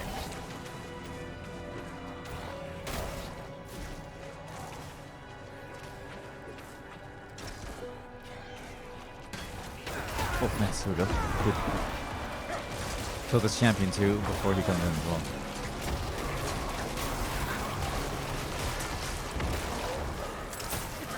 Oh yeah.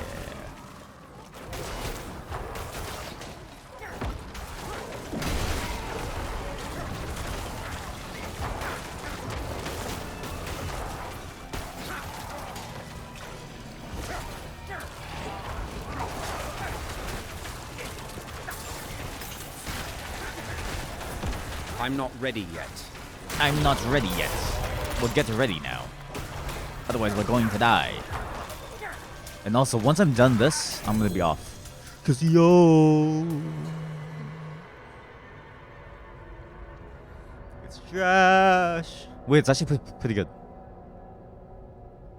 You know what? That's pretty good. Okay, I put the power that I currently have on my current armor somewhere else. Well, do I even need the power in my current armor? Because they don't really. It doesn't matter if they live. Like, they die anyways. Fuck it. You get more damage. So 6 bone masses before they explode. I need more time. Why would they explode?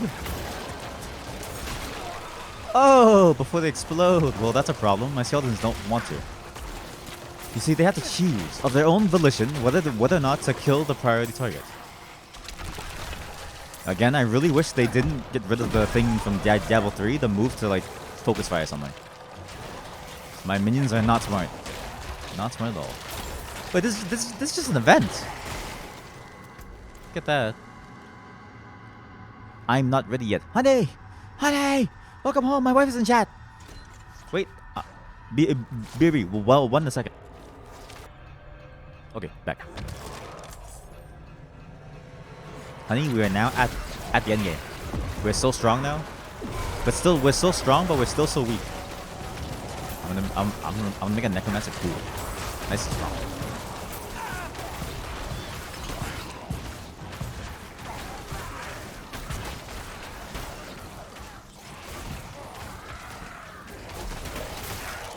Whoa. 07. I need more time. 07. You want to see Mother?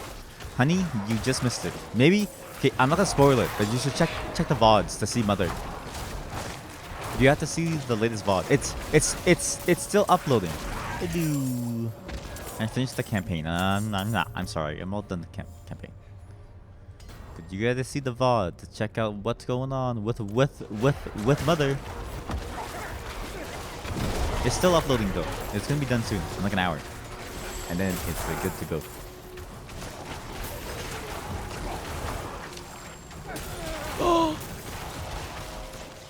I need more time. Oh.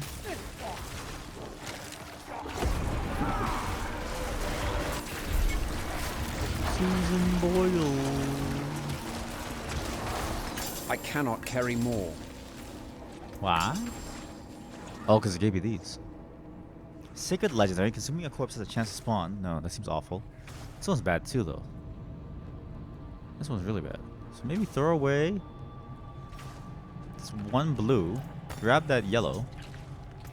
Throw away this blue. Grab that yellow. My bags are full. Here we go. Kill him. Kill him! Then we level up our thing. I cannot carry more. We throw away this blue and grab that yellow.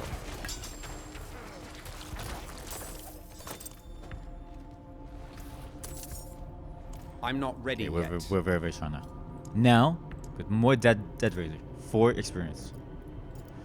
And this whole dungeon gave me actually a lot of experience. I think these dungeons give me the most experience. And they also give me whispers. So I think this may be the best bet to level up fast. Okay, you know what? Since my wife is here, I'm gonna play some more. So I want to show her more of the game.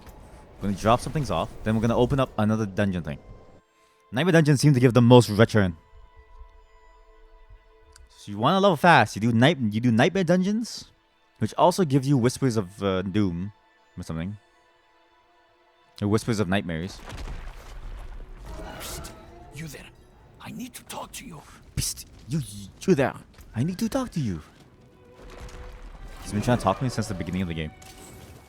I never talked to him.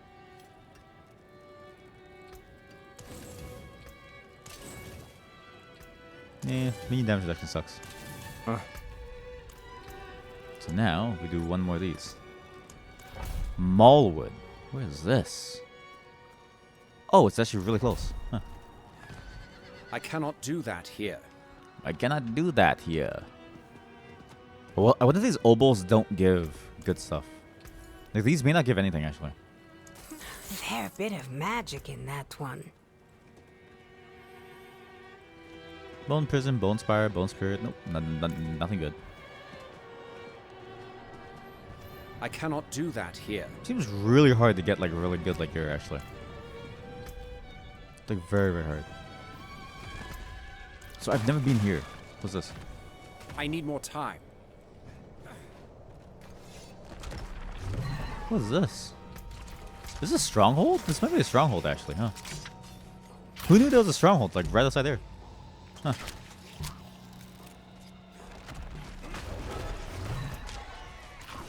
Call the Wicked. Okay, and how about no? Let's not call anybody.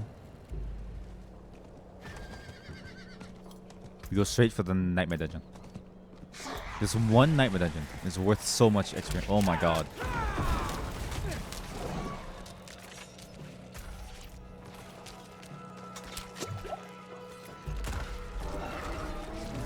Because I got what? Holy moly. I went from like here to there. So I basically got like 600,000 experience. In the time that it would have taken me to do one Whispers of Doom, I got 6 times the experience doing one single dungeon. That's actually nuts. This is really good then. Apparently party play makes you level up way faster too. Because it's like a 5% percentile boost per like person or something, which is nuts.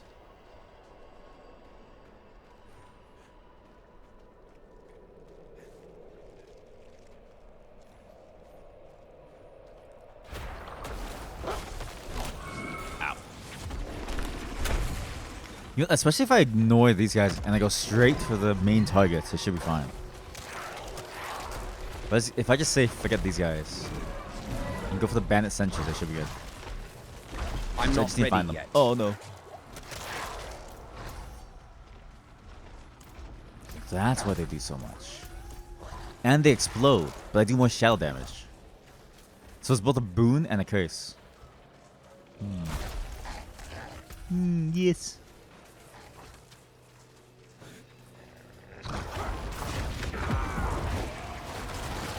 Oh no. Ow, ow, ow, ow. I need more time. I'm dead. Everything pulses with electricity. Everything. Not good.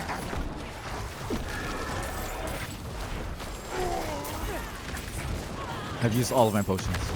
Oh no! I'm feared. Oh my god, I was feared. I couldn't move. Really? What? Usually fear pushes you away. How come that time fear made me freeze? What? That seems silly. God, I hate like unclear CC chains. Like that should have pushed me away instead of forcing me to like stay.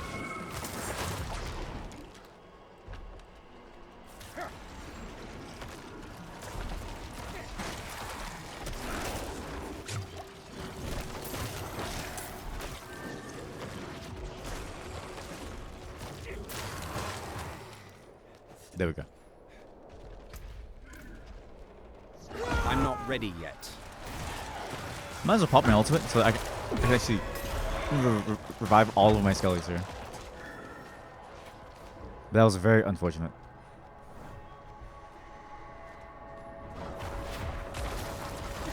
Yeah, these crafting materials too, I've never used them once. They seem very useless. I don't really know what they're for. Bandits. Wait, nice. Cannibal slaying. Nice. I think the only thing that they're worth it for is the elixirs. Which seems like a waste of their power, TBH.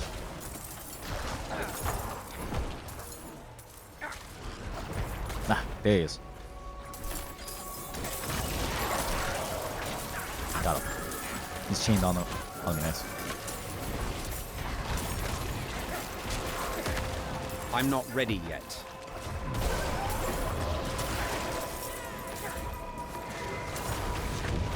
Oh god. Oh god. Hey, those are my skeletons. Which means the next one should be up here too then. To the right. Because left goes back. Ow! Oh no.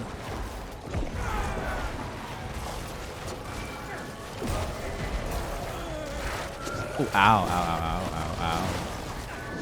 Leave me alone.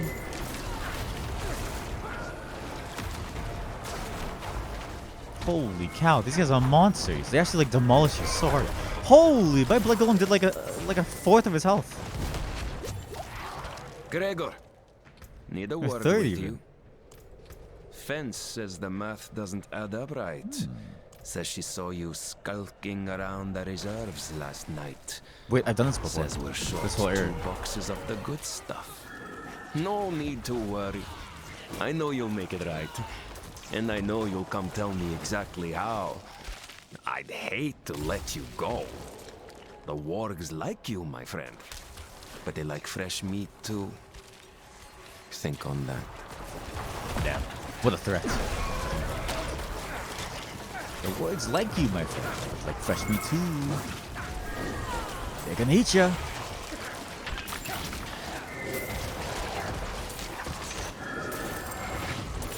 Ow. I really keep forgetting that they blow up. I really keep forgetting. I need more time.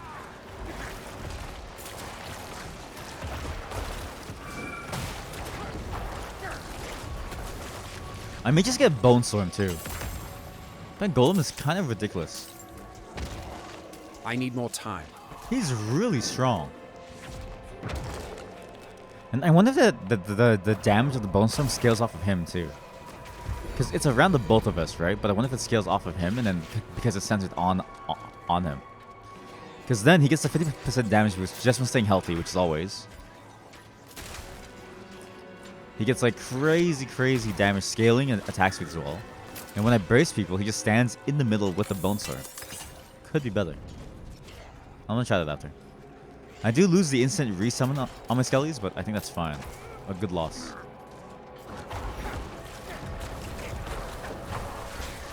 Oh no. Yes, get close. Perfect. Nice. Break your shield, come on. Oh. I'm not ready yet. Okay, never mind. I lose my skeletons way too fast to not have them. Army of the Dead is just too good, I think. Way too good.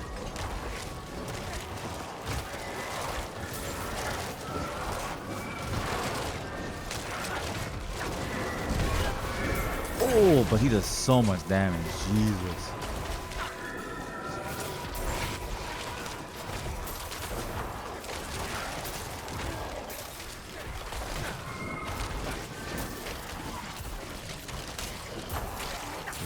I'm not ready yet. Actually, no, but then Bone Storm could give me single target too for stuff like that, so maybe. I don't know. Have to see. Okay, so that way's done, that way's done. So the last one must be down here.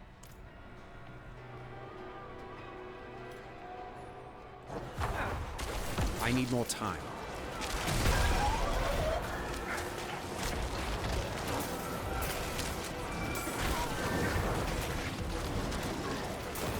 I'm not ready yet.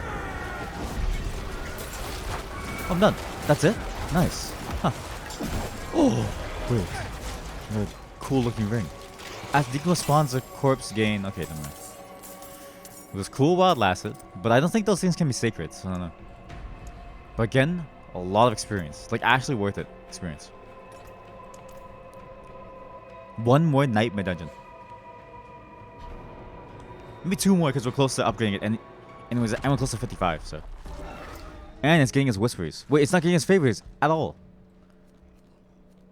Maybe it's not worth it then. So we don't get any favors, and I want favors.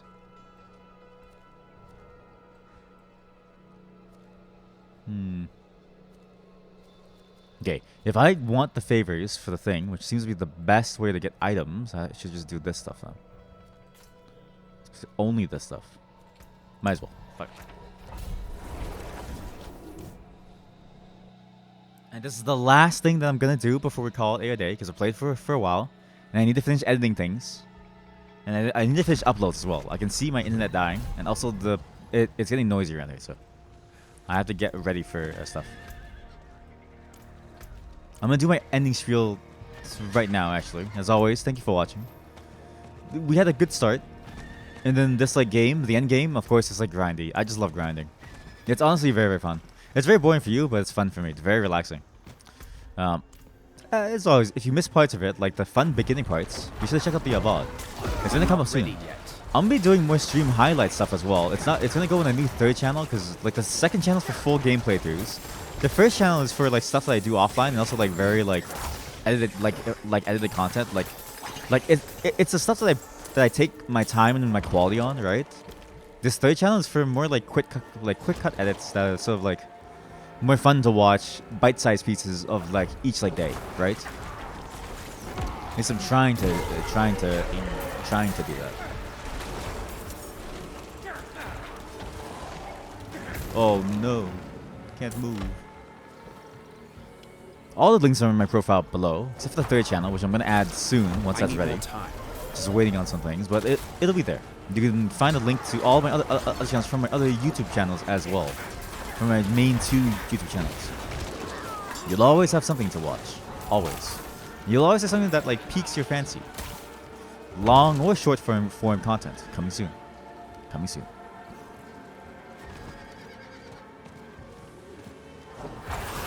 I'm not ready yet. The best part is it's all free. The only thing it costed me is my time and my sanity, of which I have a lot of. But I do this stuff as like a hobby anyways, so this stuff is like very, very fun to me. It's like video editing stuff and like doing stuff like this, and just hanging out, like talking about things and like, you know, checking things out, trying out things. It's a very fun experience for me. It's why I enjoy it so much. It feels like a free-form place to just do whatever the heck they want. And there's no pressure to succeed either. It's like, because it's like a straight up just a hobby, it's like, I don't really need to succeed. And if I succeed, it's like great. That's like cool. You know what I mean? I get a bit extra. But if I don't, that's cool too. But, you know what I mean? That's not to say I wouldn't want to be partnered. I would like to have the ability to have some custom emotes, right? But it's not like a live or die kind of thing. It's a nice to have. Oh yeah. We're close to 2nd Paragon Boy too. This is huge. Venuous nodes.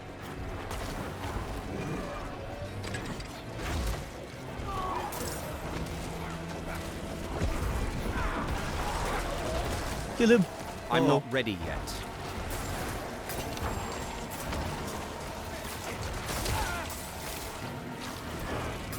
Nice. +3. So I've got 3 more nodes to go for. Which is, there's a +5 and there's another +3 over here actually. No, but that's for PvP. Where's the closest +3 over here? Harvest Venue's nodes.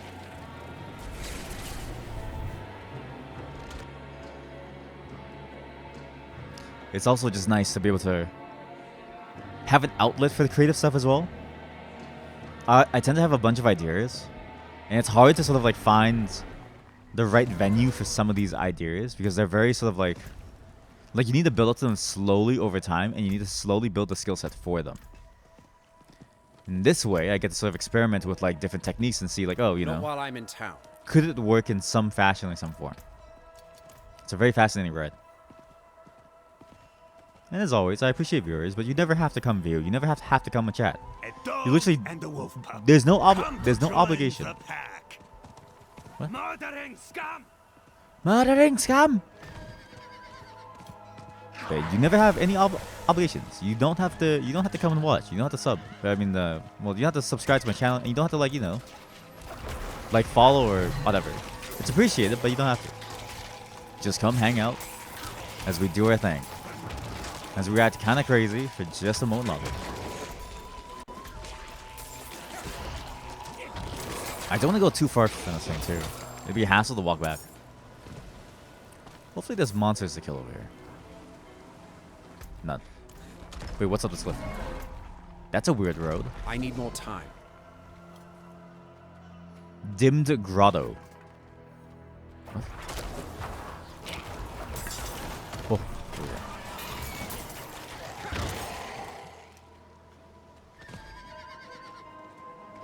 Yeah, it's a dimmed grotto.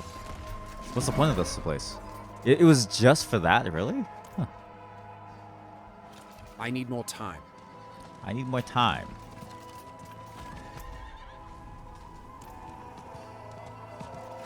Oh, let's get it done. This map sucks for doing this. I just realized. This map is like very painful. Because it's like different cliff faces. It's very weird in its layout. It's... Like, it feels good in terms of like a storytelling perspective, but not from me. I just want to grind this like one last thing before I sign off here. Oh, never mind. I take it back. I need more time. You're dead. Boom! Hey, we so good. Jesus. Your blood golem is disgusting. It's pure damage. I don't get it. Compared to every other golem, it's so much better. In fact, let me try Iron Golem again. He should be pretty good. He just feels weak.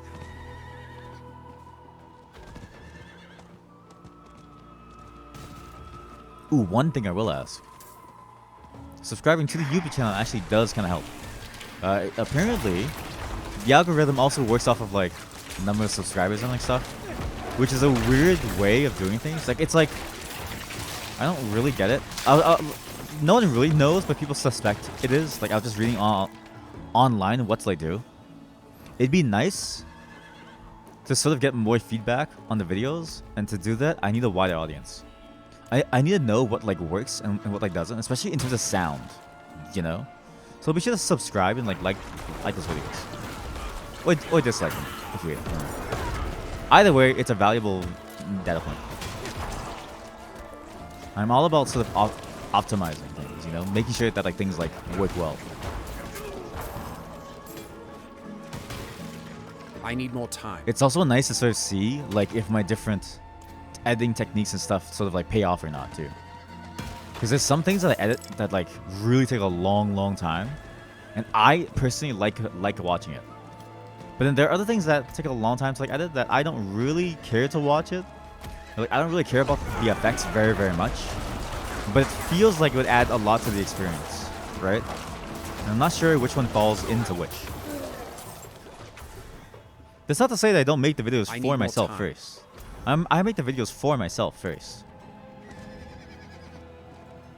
First and foremost, every video that I make is like my own thing. Like, I actually kind of like enjoy watching my own videos, which is like weird to say. That's a very weird sentence, actually. But I mean, I don't enjoy listening to myself. I'm not ready yet. I enjoy seeing the kinds of weird things that happen to me in those games. Because I don't think there's a single game that I've played where I haven't bugged the game in some way. It's technically fast to go back here. And so to see me play through those games and have those reactions like genuine at the time and rewatching it, it's like, how did that even happen to me? It's a very strange experience. Like Resident Evil 4 Remake, for instance, there's so many jump scares in it as I'm editing it that also gets me again. But then I'm also like, how did I time these like statements so well? Like, I'll say a thing and it happens, and I'm like, I swear to God, it was like, it's not scripted. It just happens. No. Please. One more Whispers of Doom, please. We've done the weekly. We've done the daily stuff. We've done a bunch of things, actually. Tons of things. I'm not ready yet.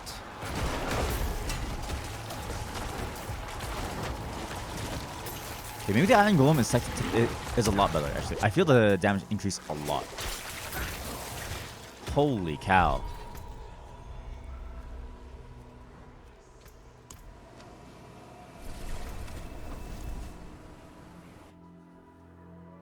I felt that damage increase a lot. That's actually really good. Jesus Christ. Ooh, also, always suggest new games. I'm always on the hunt for new things I play. You can still use these. Mainly things that seem interesting. Oh, wait, this has more damage? Yo. Yeah. There's that. Yeah. Don't ruin all that work. Don't ruin all that Not work. while I'm in town. I'm always trying to find new interesting games because it's really hard to find games actually. Like good ones that like are actually like fun. Amulets. Always. Come on. Huh? Huh? Oh, sever? Wait, sever? Oh man. Well, that's it then. We're done. As always, links in the profile below. Have a good day. Goodbye. I'm out. I've had enough Diablo 3 for today. Time to get to the bookkeeping stuff. The actual task at hand. See you. Bye bye. Peace.